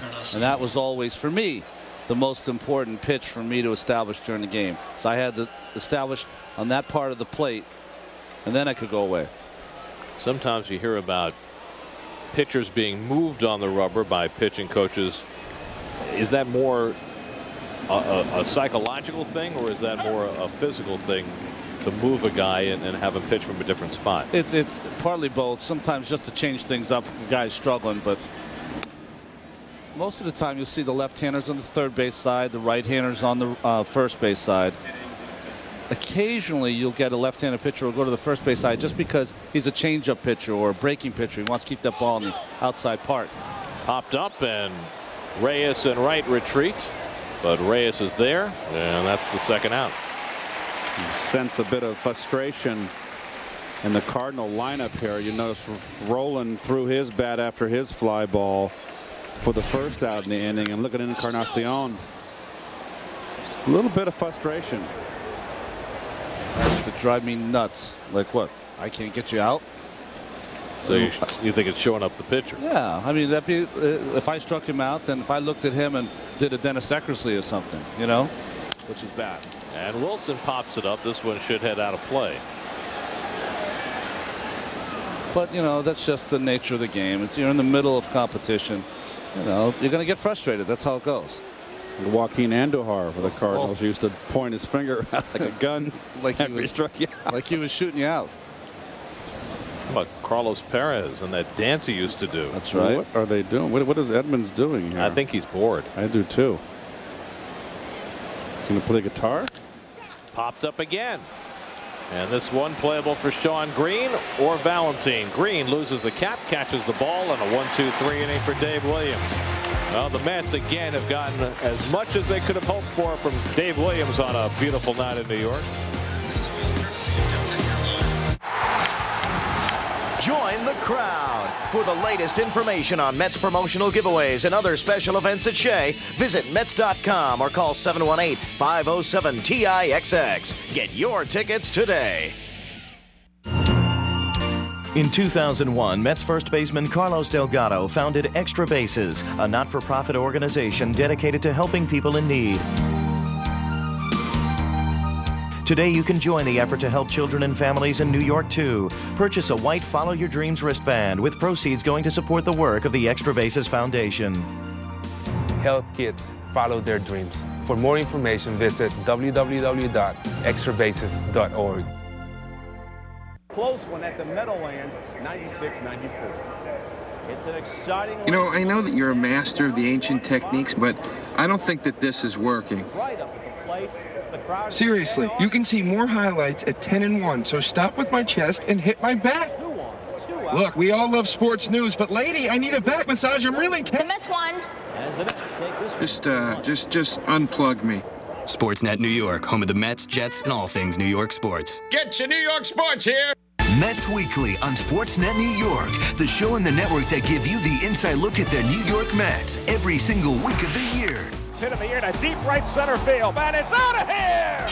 The only place that will take you on the field, on the road, and behind the scenes. It's your inside access every week. From the action during the season to the hot stove in the winter, the Mets will be front and center all year long. Mets Weekly. New episodes every Saturday at 12:30 on Sportsnet New York. Get your New York sports here. We go to the bottom of the sixth inning and check out the Lincoln Mercury starting pitching lines. Dave Williams solid again tonight, while Jason Marquis, who has had the ultimate up and down season, down tonight. The walks, I got the wrong one, sorry.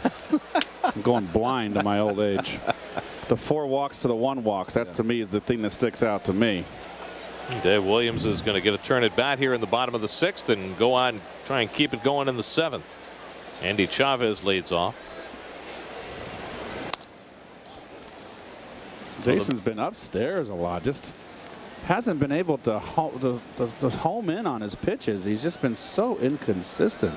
Well, he's now given up 31 home runs this year, more than anybody else in the National League. And one behind Josh Beckett for the most in the majors. That's a rough Stratomatic card. That'd be a 6'4", 6'5" home run in Strato card. Chavez to left field. And Taguchi is there. One away.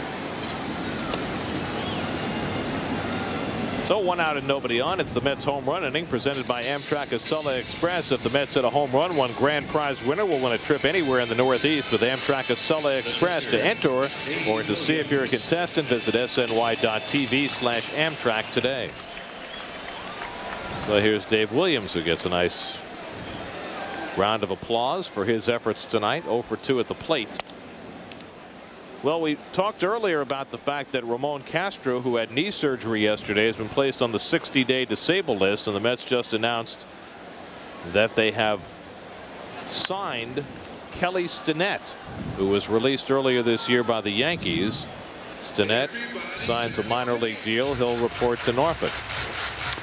Well, Met fans out there, your ownership and your general manager, I think, want to win. I mean, everything they've done this year, there's been an injury. The gaps have been filled. They've not been afraid to go out and get guys with big salaries. They've done everything possible. It's just been full speed ahead for a winner this year. Well, it'll be interesting to see with the signing of Stinnett, who began his career here with the Mets 11 years ago, whether Stinnett is a guy they look at as a replacement for DeFelice or as insurance for DeFelice. Going to carry 3 catchers in the postseason. I guess it's possible since you probably only carry 11 pitchers. Reyes 2 out of 3 tonight. Right at the second baseman Belliard, who had him played perfectly, and that retires the side. So a 1-2-3 inning for Marquis. We're through 6 now at Shea. Mets trying for a 7th straight win and 11th straight at home, and they have a 3-run lead. Gary Apple with the Chevrolet Baseball Night in New York update. Phillies and the Cubs, and that's Angel Pagan say goodbye. A 3-run shot, one of 4 Cub homers in the game. All Chicago as they go on to win by a final of 11-2. Back to Gary Cohen, Ron and Keith at Shea. All right, thanks very much, Gary. Hey, no noogies in the ballpark. Mom! Mom! Oh, he pulled his hair. Oh. That'll get you going. See, when you're a little brother, you got to play dirty. You were the little brother, yes. I take it. You got to know all the tricks. Because your older brother is just too big for you. You can clean your clock. There's just no getting around it. One of those two will be crying in the next 5 minutes. I'll tell you that right now. Maybe both. Maybe both. The little one because the big one hit him, and the big one because Mom got angry. Yeah. He started it. Ball 1 to Miles. Yeah, right. That's a great one. Tyler Johnson loosening in the Cardinal bullpen with the pitcher due up 3rd for the Cardinals here in the 7th. Aaron Miles 1 for 2 on the night. There's a strike, 1-1. You have to be impressed with what you've seen from Dave Williams tonight. You really have to. He's pitched brilliantly. One mistake to Gary Bennett. And this is not a blowout game by any stretch of the imagination. This is a tight ball game here. Been very composed. Mets used 5 relievers last night after Traxel went just 5 innings plus. So Williams giving him a little length here going into the 7th inning, which you didn't necessarily expect.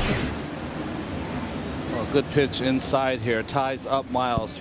You know what's nice is when your manager lets you hit in the bottom of the inning, lets you go out there. You're facing a 7th, 8th, 9th hitter. You got to say to yourself, you know, I got to get through this inning. This is so important. My chances, our chances of winning, meaning the Mets' chances and Dave Williams' chances of winning, are so much better if you can get through the 7th inning. Well, Rick Peterson, you saw on the phones, 6 pitches now for Williams. So he's going to go over the century mark here in this inning. Might well see Darren Oliver tonight. He didn't pitch last night. And there's a base hit from Miles. Again, the leadoff hitter out has been the bugaboo for Williams tonight. That's the 4th time in 7 innings that the Cardinals have had a leadoff hit. Well, you may have heard that this September the WB11 is changing into the new CW11. So what does that mean for fans of the WB11 news? Well, the name of the station may be changing, but the CW11 will still be the place to find your favorite news shows in the morning and at night. You know that one by heart. I do. They need to change that. They need to make it a little more challenging. We're still waiting for our new CW11 shirts. That's right. Ball went to Gary Bennett, who hit the 2-run homer off Williams, accounting for the only 2 Cardinal runs. Pedro Feliciano, Roberto Hernandez, first 2 up in the Met bullpen, as Rick Peterson pays a visit to Dave Williams. And Gary Bennett pays a visit to Jose Oquendo.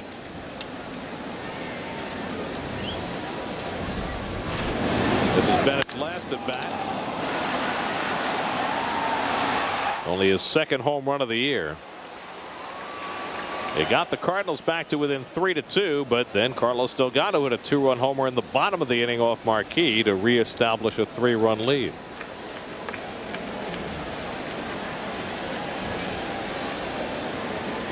Now, for the moment, Jason Marquis is out on deck, but you would not expect him to bat. Bennett to center field, and Beltran right there. 1 out. Miles back to first. Marquis back to the dugout, and we'll get a pinch hitter.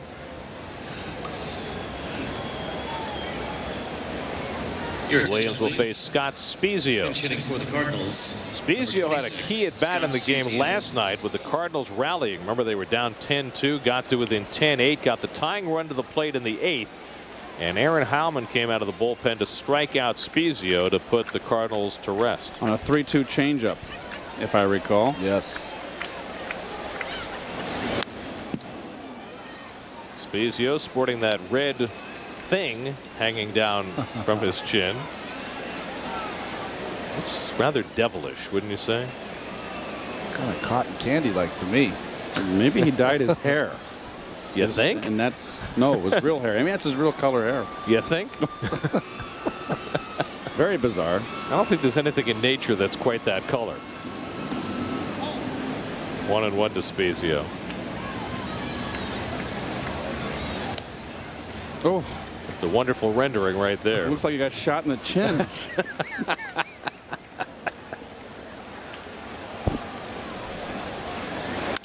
And the breaking ball hit the other way. Fair ball down into the corner.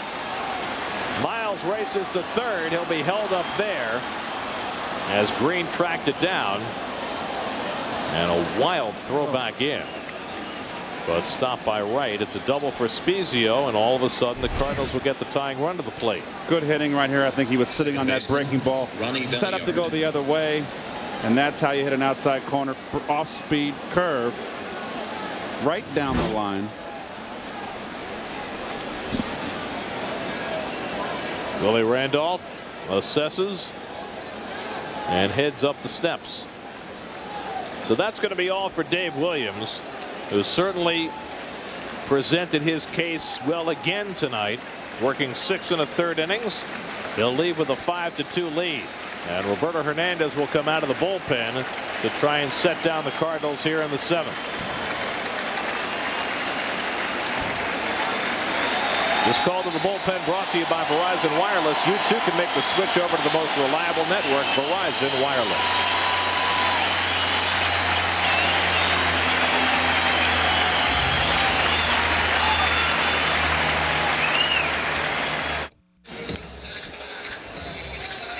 Let's check out the Toyota National League scoreboard. Tomaoka, 4 RBIs. Remember that? Left-hand hitter, all of a sudden, drives in 4 runs, a pitcher. That's a good day. The Cubs stopped the Phillies' 5-game winning streak. Pirates lead the Astros tonight. Cincinnati at San Francisco tonight. Reds with a 1-game lead in the wild card and 1 game behind the Cardinals in the Central. Everybody else in the National League has the night off. Job well done by Dave Williams tonight. Fine job by Dave Williams. Kept the Cardinal hitters off his curveball and his changeup. Roberto Hernandez in now, though. Roberto Hernandez used to these tough situations. 10th on the all-time list with 326 saves. Right-handers the last 2 years, only hitting .216 off Bert. Now Bert threw an inning and a third last night. Didn't allow a hit, but gave up a couple of very hard hit balls. Called in here with runners at second and third and 1 out. The Mets will play the infield back and concede a run on a grounder with a 3-run lead. Ronnie Belliard takes a strike.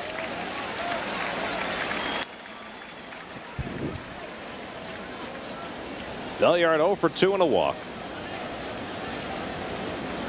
Started the night with an 8-game hitting streak.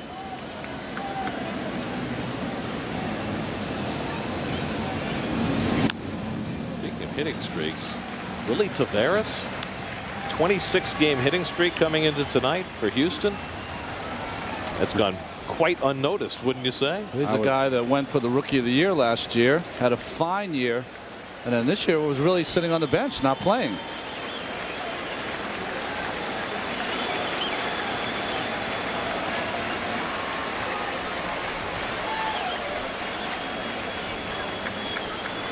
Hernandez up in the count on Belliard, 0-2. Popped it up. Could be playable. Lo Duca and Wright, and David's got it. 2 out.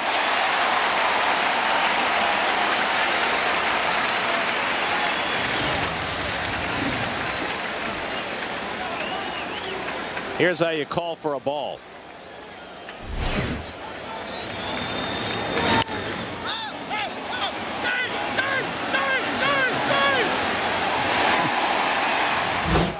That was Hernandez from the mound, wasn't it? Yes, it was. Third. Absolutely. Bert's got a loud voice. I heard you. Here's Taguchi. Tries to lay off the splitter, but he went around. Boy, and Hernandez coming in here just really sharp with his pitches. And needless to say, in a 3-run game, this is an enormous batter with Pujols standing on deck. And he gets ahead with a splitter, 0-2. Just nasty. That ball going straight down on that outside corner. Wow. Laid off that one. And that pitch has been Hernandez's bread and butter for a long time. And there's Pujols looming. Met fans hoping for a sweep.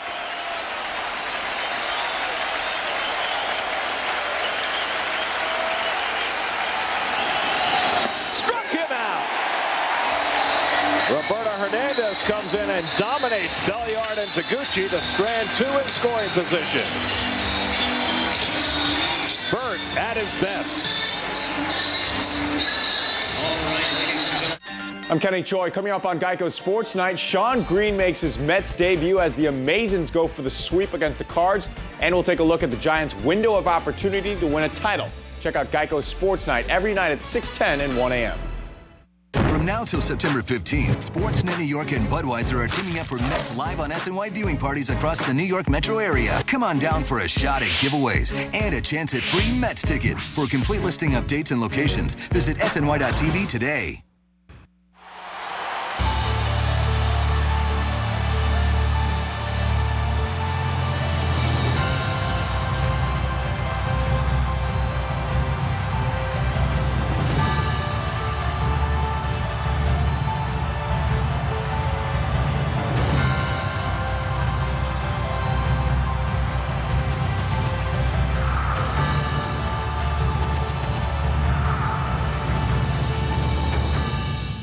When the clock hits 0 on the Jets, Sportsnet New York is the place to go for Jets postgame live. Immediately after every Jets game this season, SNY goes live with analysis and complete reaction from Gang Green. Jets postgame live only on Sportsnet New York. Get your New York sports here. Well, they have to wait a half hour to play because of rain here at Shea Stadium tonight. Dave Williams making his second start. Impressive again. The Mets got him an early lead using their speed. Great defense as well. David Wright chipping in. So did Endy Chavez. But Carlos Delgado just kept on crushing his 32nd of the year, and when Williams needed help, Roberto Hernandez got 2 big outs, and so the Mets carry a 5-2 lead as we go to the bottom of the 7th at Shea, and Tyler Johnson comes on to pitch for the Cardinals. Well, Tyler Johnson pitched in the first game of this series, got his out. You can see 41 appearances, only 26 innings, so he is a specialty artist in to get the left-handers. First 2 batters he'll face, though, will be right-hand hitters Lo Duca and then the switch-hitting Beltran. Lo Duca's been on base 3 times in a row, a hit batsman, an RBI triple, and an infield single. Not a typical night for Mr. Lo Duca. The triple is first in more than a year. Mets have had 7 hits tonight.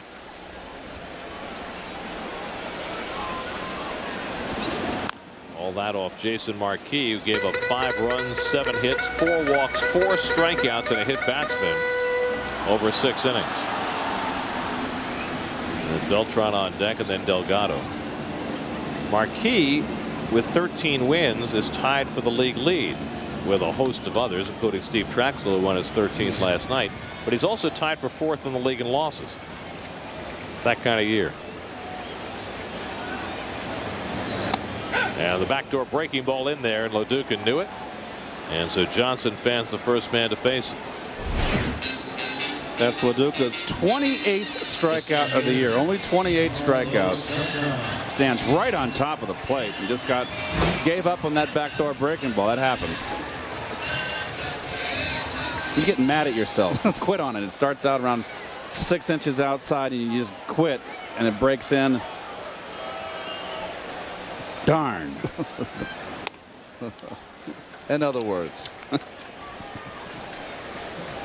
Can't believe you wouldn't be more creative with your language than darn.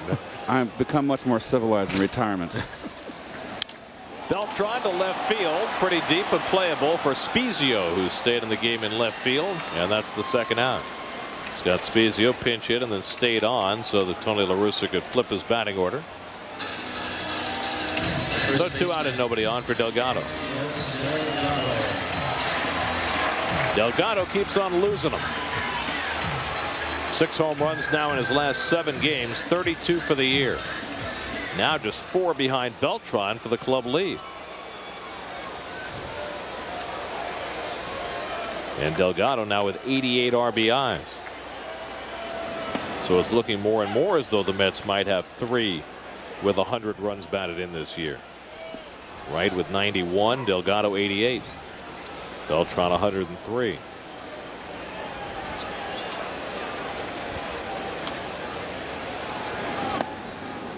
Oh, 2. In the run department, Beltran has got 99 runs scored. He's ready to jump on board in that century mark with Jose Reyes. Reyes with 102.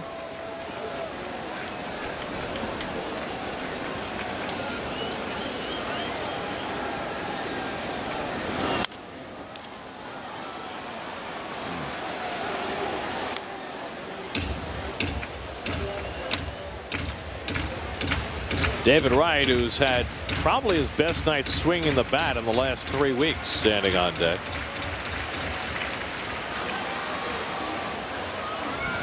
Now, it's not even about the results, it's just about the swings.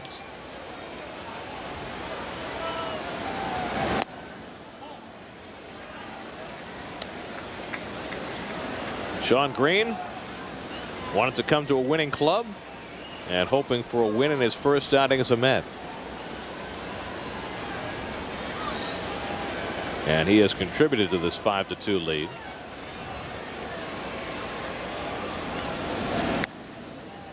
Two and 2 to Delgado.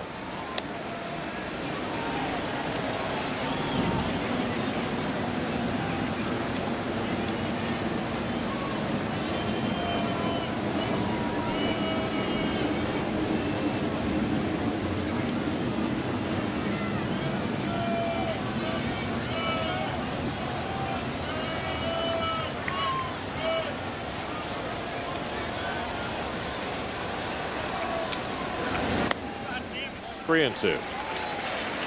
Johnson keeps throwing the same pitch to the same spot, and Delgado keeps laying off it. Loves his curve, slider, whatever you want to call it.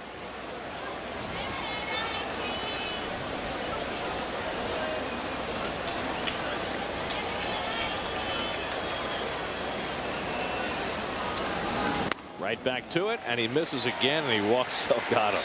He had him 0-2. And so he'll deal with David Wright instead.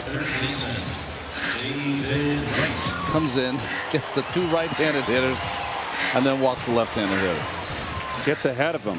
Well, he had to fire something inside. You know, it's nice to have a nice breaking ball, and you know, against a younger hitter, they'll probably swing at that ball that's outside. But a veteran hitter, after he sees 4, 5, 6 of them, he's going to see it, recognize it, and lay off it. Got to fire one inside to kind of stand the left-hander up, don't you? I would think so. And then you go back out. I know that Delgado stands way away from the plate. As a pitcher, does that, even though you know that the book away is away on Delgado, Delgado standing so far away from the plate, does that make it you a little afraid to come inside? I was never afraid to come inside, not where they stood. I want to know where their stride was. And Wright takes the slider, ball 1. George Hendrick for the Cardinals, well, for many teams, he stood as far away from the plate as anyone. But you could not pitch him outside. You had to pitch him inside. So.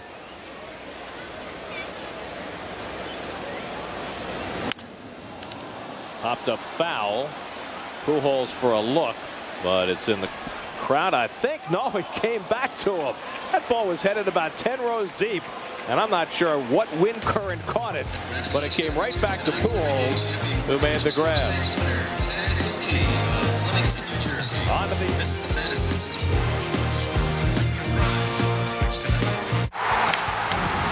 Join the crowd. For the latest information on Mets promotional giveaways and other special events at Shea, visit Mets.com or call 718-507-TIXX. Get your tickets today. Well, Roberto Hernandez got 2 big outs in the 7th. He'll stay on to face the heart of the batting order in the 8th. And this is just where you want Albert Pujols in the late innings, leading off with his team down by 3 runs. We'll watch Albert's approach here. This is the one at bat when you're an RBI man. You really got to bear down. Now they're in a stretch run here, a dogfight with Cincinnati. He's sure he's bearing down, trying to get on base. Yeah, he had to get all the way from first base to the third base dugout to get prepared. I'm going to tell you, that'll wind you too. These are the dog days.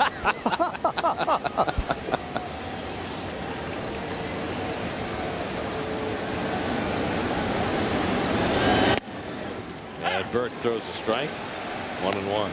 Now I know playing every day, Keith, you stay in baseball shape. But do you have to do cardio during the season, or did you run during the season, or? Nope. No. Nope. You just playing kept you in shape. Yeah. Weak ground ball foul. I always felt that anything extra, what you wanted to conserve your strength when you're an everyday player. You know, I used to play 155 plus every year, so. Off days I did absolutely nothing, and certainly didn't do anything other than my normal sprints before a game, 3 sprints just to get loose and stretch, but that was it. Well, these days guys everyday players will come in after games and lift, and sometimes they'll be in the gym in midday lifting and stretching. Pujols toward the hole, diving stop by Wright. Can he get him? He did. Second one tonight for David Wright. One to his right and now to his left. Well, this is a better play than the other one right here. That is Brooks Robinson right there. Comes up firing. Very nice. And this is a 5-2 ball game right now. 3-run game. And that is a big out leading off this 8th inning. Nice play. So 1 out and nobody on. Here's Roland. Has Burt thrown a fastball yet? There it is. I mean, he's been throwing all splits. He threw the first pitch to Delgado. To Pujols was a fastball inside that missed. But yeah, you know, when it's working like it is tonight, you want to stay with it. And Roland pops it up, and Reyes is right there waiting for it. 2 out. So Hernandez is phase 4 retired for. Chris Cotter is hanging out in dangerous territory. and filthy territory, too. You don't want to bust it over here in the still photographer's pit. This is the cleanest place on earth. But in that last pop-up there that Albert Pujols made in the last half inning, when that thing goes up, Keith, I'm sure you can relate to this, particularly on a foggy night like tonight at Shea Stadium, you lose it. And I looked back up, and I could not find it until it was about 20 feet above my head, and I had no idea where to go. Luckily, I did not lose footing because I'd have been quite filthy had I managed to find the floor of this photographer's pit. But, man, that's tough trying to read those pop flies. I thought you had great fundies on it, Chris. You look like an all-pro over there, all-pro. There's ducking and there's running. Reyes to his left. And a great inning for Roberto Hernandez. Gets him out 1-2-3 as Cotter goes for cover.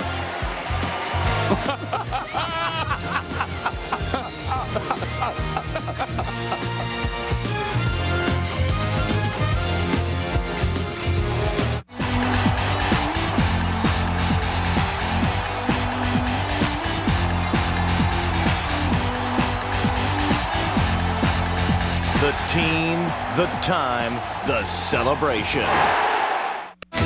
This copyrighted telecast is presented by authority of Sterling METS and may not be reproduced or retransmitted in any form, and the accounts and descriptions of this game may not be disseminated without the express written consent of Sterling METS. On to the bottom of the 8th inning, the Mets with a 5-2 lead. And Shawn Green in his first game as a Met has had himself a productive night. Single and a walk, and the only time he was retired, he lined into a double play. Facing the rookie left-hander Tyler Johnson. A good cut in the foul ball.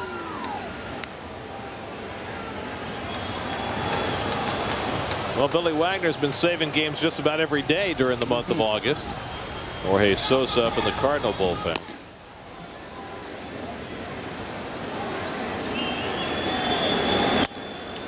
Breaking ball in for a strike. Well, one of the things Shawn Green talked about when he said why he waived his no trade clause is because there was a lot of familiarity for him in the Mets clubhouse. Oh, I think 14 games sings a little louder than playing with the former teammates. It helps. But nice being on a team with a 14-game bulge. And isn't that the nature of the beast anyways in baseball today? I mean, guys move around so much that usually, invariably, any team you go to, you're going to find some old teammates.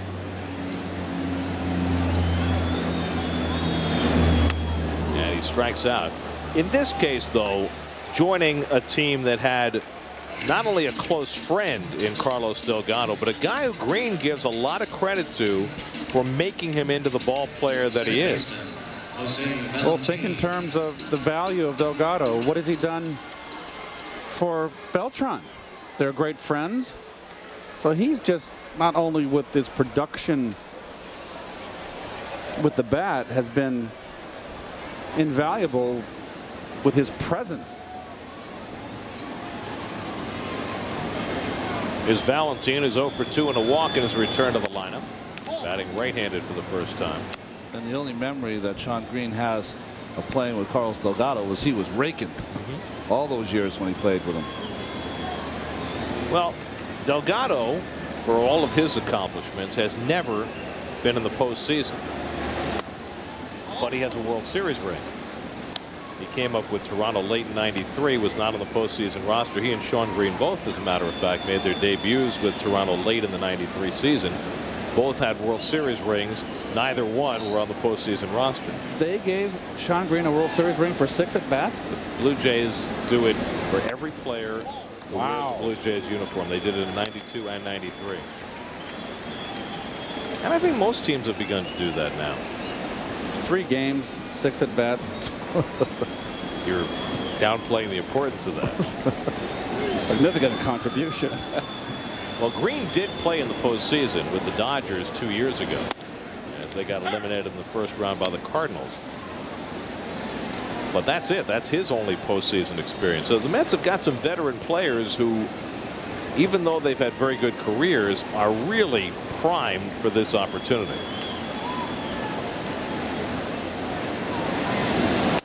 And Valentin draws a walk. second one given up by Johnson, the 6th by Cardinal pitching tonight. The left fielder, Andy Chavez. I'll be sure to be at Shea this weekend as the Mets take on the Phillies Friday and Saturday at 7:10 and Sunday at 1:10. It's the year you've been waiting for, so what are you waiting for? Go to Mets.com now for your print at home tickets. Andy Chavez 0 for 3, but he's made a couple of terrific plays in left field. Mets have played some great defense tonight. Andy Chavez stands real close to the plate on a left-hander. Look at that. I like that. He's been getting more and more at bats lately against left-handers. It was one of your secrets, wasn't it, Keith? Against the left-hander, try to get up in the box, closer to the plate. I always hit close to the plate. Lou Brock told me to do that, and he said, make it noticeable when you make the first adjustment. Catchers will see it. They'll pitch you inside. You'll go through the league the first time, look in, because they're going to pitch you in, because they're going to see you.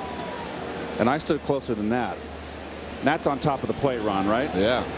His hands will practically be over the inside corner.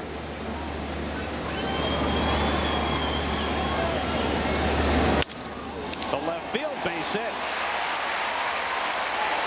Now that's Andy's 40th at bat against a left-hand pitcher now. He's got 12 hits, so he's in 300 against lefties. Well, good hitting right here. Outside corner. Look at the level swing.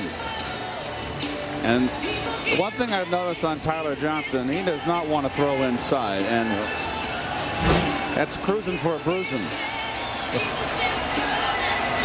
Check out our ALO game summary. Carlos Delgado's 2-run homer, his 6th in the last 7 games, opened this ball game up. Paul Lo Duca with his first triple of the year. Gary Bennett a 2-run homer for the Cardinal runs. Want a better high-speed internet? You belong at AOL. Well, he didn't get an at-bat on his 48th birthday yesterday, so at 48 plus 1 day, Julio Franco will be the pinch hitter.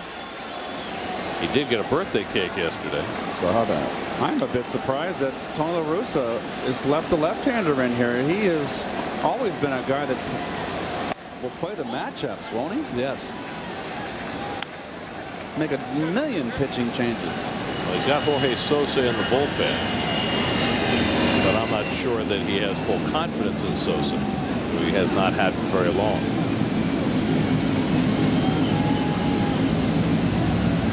And you know, Tony likes the numbers, and Franco is 1 for 1 against Sosa.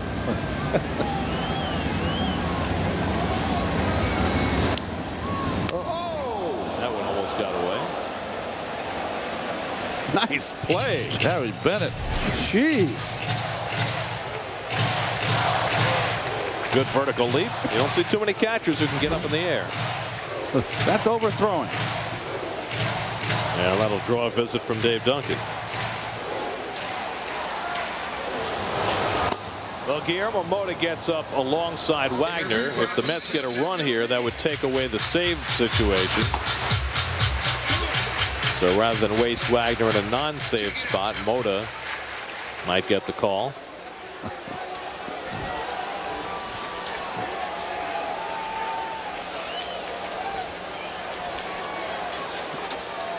Gary Cohen, Keith Hernandez, Ron Darling, Chris Cotter, Greg Picker, Bill Webb, and a cast of thousands with you from Shea Stadium, where the Mets are trying to keep their perfect homestand going. They've won 10 straight home games, 5-0 on this homestand, and tonight with a win could tie a club record for consecutive wins. You are like clockwork on that reset. Top of the hour. All the time. I've got good direction.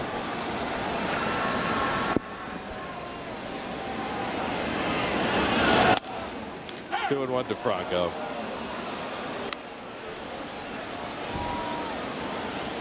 Bill Webb puts up that great wide picture of the ballpark. Time to go. I'm like Pavlov's dog. It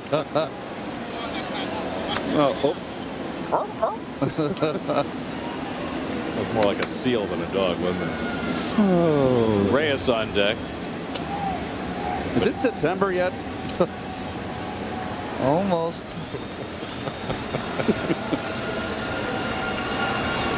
Hey, Keith. Oh, that's the end of that bat. Keith, I hear tell that you have the weekend off. I do. I'm mowing the lawn on Saturday. I can't wait. Wait a second. You need 48 hours of rest before you can mow the lawn? Well, a week with you two, I need tomorrow's off. I'm doing absolutely. I'm going to sleep late. I'm going to do nothing. Okay. Now, will you be tuning in for the game at least tomorrow night while we're here? Well, actually, I'm going to be here tomorrow. I got to come in. Oh, I forgot. Thanks for reminding me. He just loves to be at the ballpark. I had to do something for Anheuser-Busch tomorrow. 2-2 to Franco. Just missed the inside corner, 3-2. But you can bet. So that's why you're not mowing the lawn tomorrow. You're going to be busy. Well, I got to come in for the pregame. They're handing out an award, and I got to shake hands, and then you're like a Clydesdale. You can bet your sweet Bippy by the third inning I'll be home. So that's when you'll be tuning us in. Is that what you're saying? Yes. It's only during the broadcast that he tunes us out. And Franco takes a call, third strike. You thought that one was wide. But Ed Rapuano punches him out, 2 away. Fastball in the outside corner. I bet you it's going to look a little outside, and it is.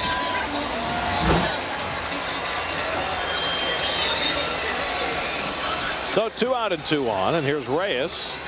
A couple of hits tonight, a stolen base, another run scored. Valentin at second, Chavez at first, and 2 down. Mets trying to add to a 5-2 lead in the 8th. Reyes had a 3-run homer batting right-handed last night. Reyes hit his 15th home run last night. 15 homers, 15 triples. Carl Crawford did that with Tampa Bay last year. Before that, you have to go back to 1988, the last time a player had 15 homers and 15 triples.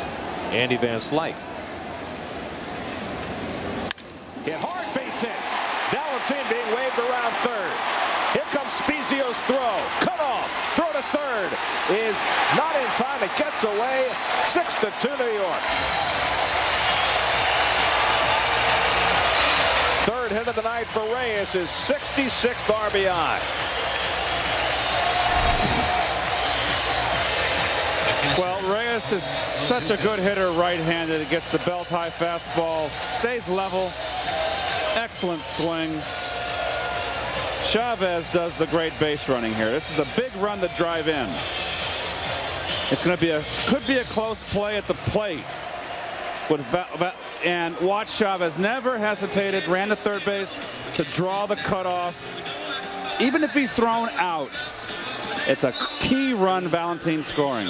And Valentin keeps running hard, as you see Chavez, to make sure he could cross the plate if they got the out at third. So great base running on both parts. Pitching change for the Cardinals, 6-2 New York.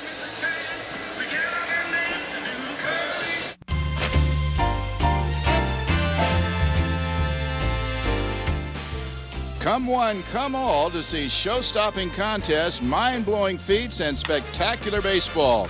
This summer, when you're looking for great entertainment, look no further than Keyspan Park for good times and great baseball. For tickets, go to Shea Stadium or Keyspan Park or call 718-507-TIXX or head to brooklyncyclones.com. Geico Sports Night, the news and information source for all New York area sports fans. Geico Sports Night covers the stories that New York sports fans care about. 6 p.m., 10 p.m., and 1 a.m. every night, only on Sportsnet, New York. The former Atlanta Brave Jorge Sosa takes over the pitching for the Cardinals. Very impressive in last night's game. Had a couple of strikeouts in his inning of work. Sosa, of course, throws very hard. Had a little difficulty in Atlanta getting over the plate, but using relief here for the Cardinals. And the 2 old friends, Delgado and Green, enjoying a 6-2 Mets lead. Shawn Green's probably, hey, is it like this every night here? He said, yes, it is, brother, every night. 45,497 tonight, and it's been that way virtually every night this summer. Well, here's Lo Duca. Now, Sosa got him out on a fly ball last night, as you look at the big crowd. But Lo Duca is 6 for 14 against Sosa in his career. Sosa's been pitching better since coming to the Cardinals. This is now his 9th appearance. He was dreadful for the Braves as a starter and reliever after going 13-3 last year.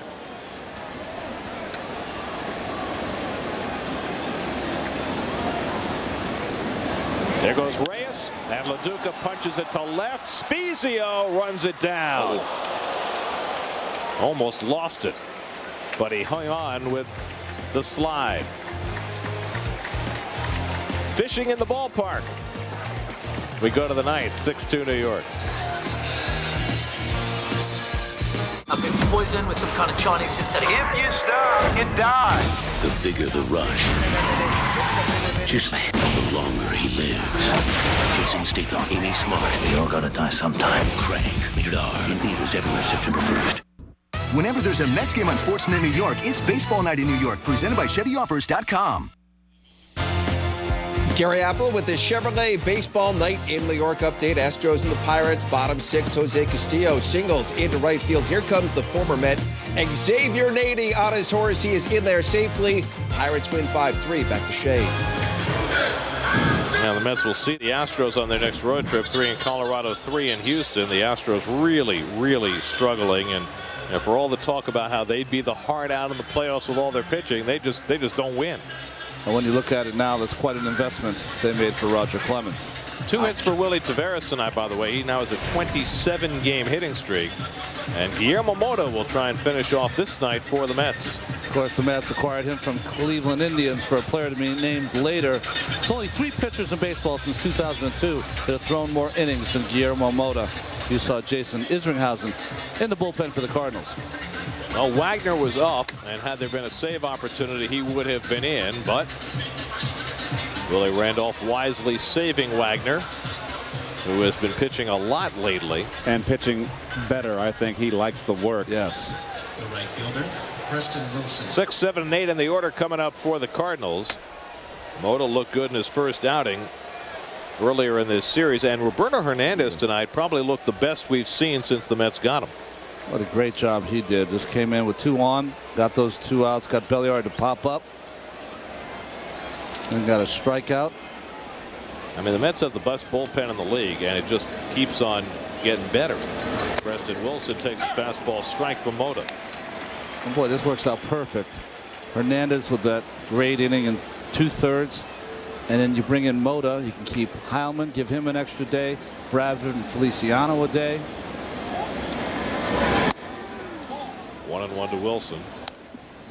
Preston is 0 for 3. Aaron Miles on deck, and then Gary Bennett due up here in the top of the 9th.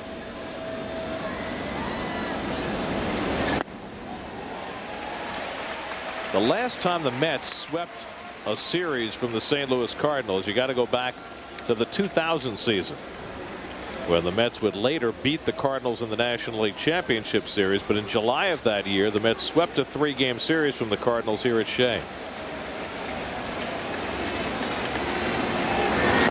Struck him out. Change up for Mota, gets Wilson 1 away. Well, a nice change up by Mota. This one starts in the outside corner, goes straight down. And Mota had a little bit of histrionics after he had this strikeout, some theatrics out there, and Wilson did not like it at all as he was staring at him. So 1 out and nobody on. Here's Aaron Miles, 2 out of 3 on the night.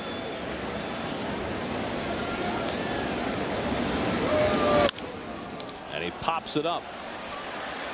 Chavez toward the line, 2 out. Well, the Mets are right on the verge of sweeping a series from the Cardinals. Should these 2 teams meet in October, will this have any impact? I think the Cardinals will be thinking payback, and they've got a lot of guys injured. They got some guys out, and Edmonds, they're not the same lineup without Jim Evans in there, that is for sure, and Eckstein. So they're banged up right now. I mean, look what happened to the Mets when they strolled in that 4-game series into Philadelphia. They got beat 3 out of 4. Chris Duncan will bat for Gary Bennett, 2 down in the 9th. 0-1. And talking Chris's, the Mets did not face Chris Carpenter in this series, and he's the kind of ace that can go 3 times in a series if you were to play the Cardinals. Well, first the Cardinals have to think about getting there. And they are really struggling right now. They could be in a virtual tie for first place by the end of the night. Cincinnati's playing in San Francisco. And now Mota 1 strike away from putting a close on this one. Now the Mets got Guillermo Mota for very little. And if he can regain the form that he had a couple of years ago, wow. So far, it's all been positive signs for Mota. 1-2 to Duncan. A little giddy up on that fastball, Ronnie. Yes, what a gift. 86-mile-an-hour changeup and a 96-mile-an-hour fastball. Spezio hoping for a turn. Mota hoping to deny it.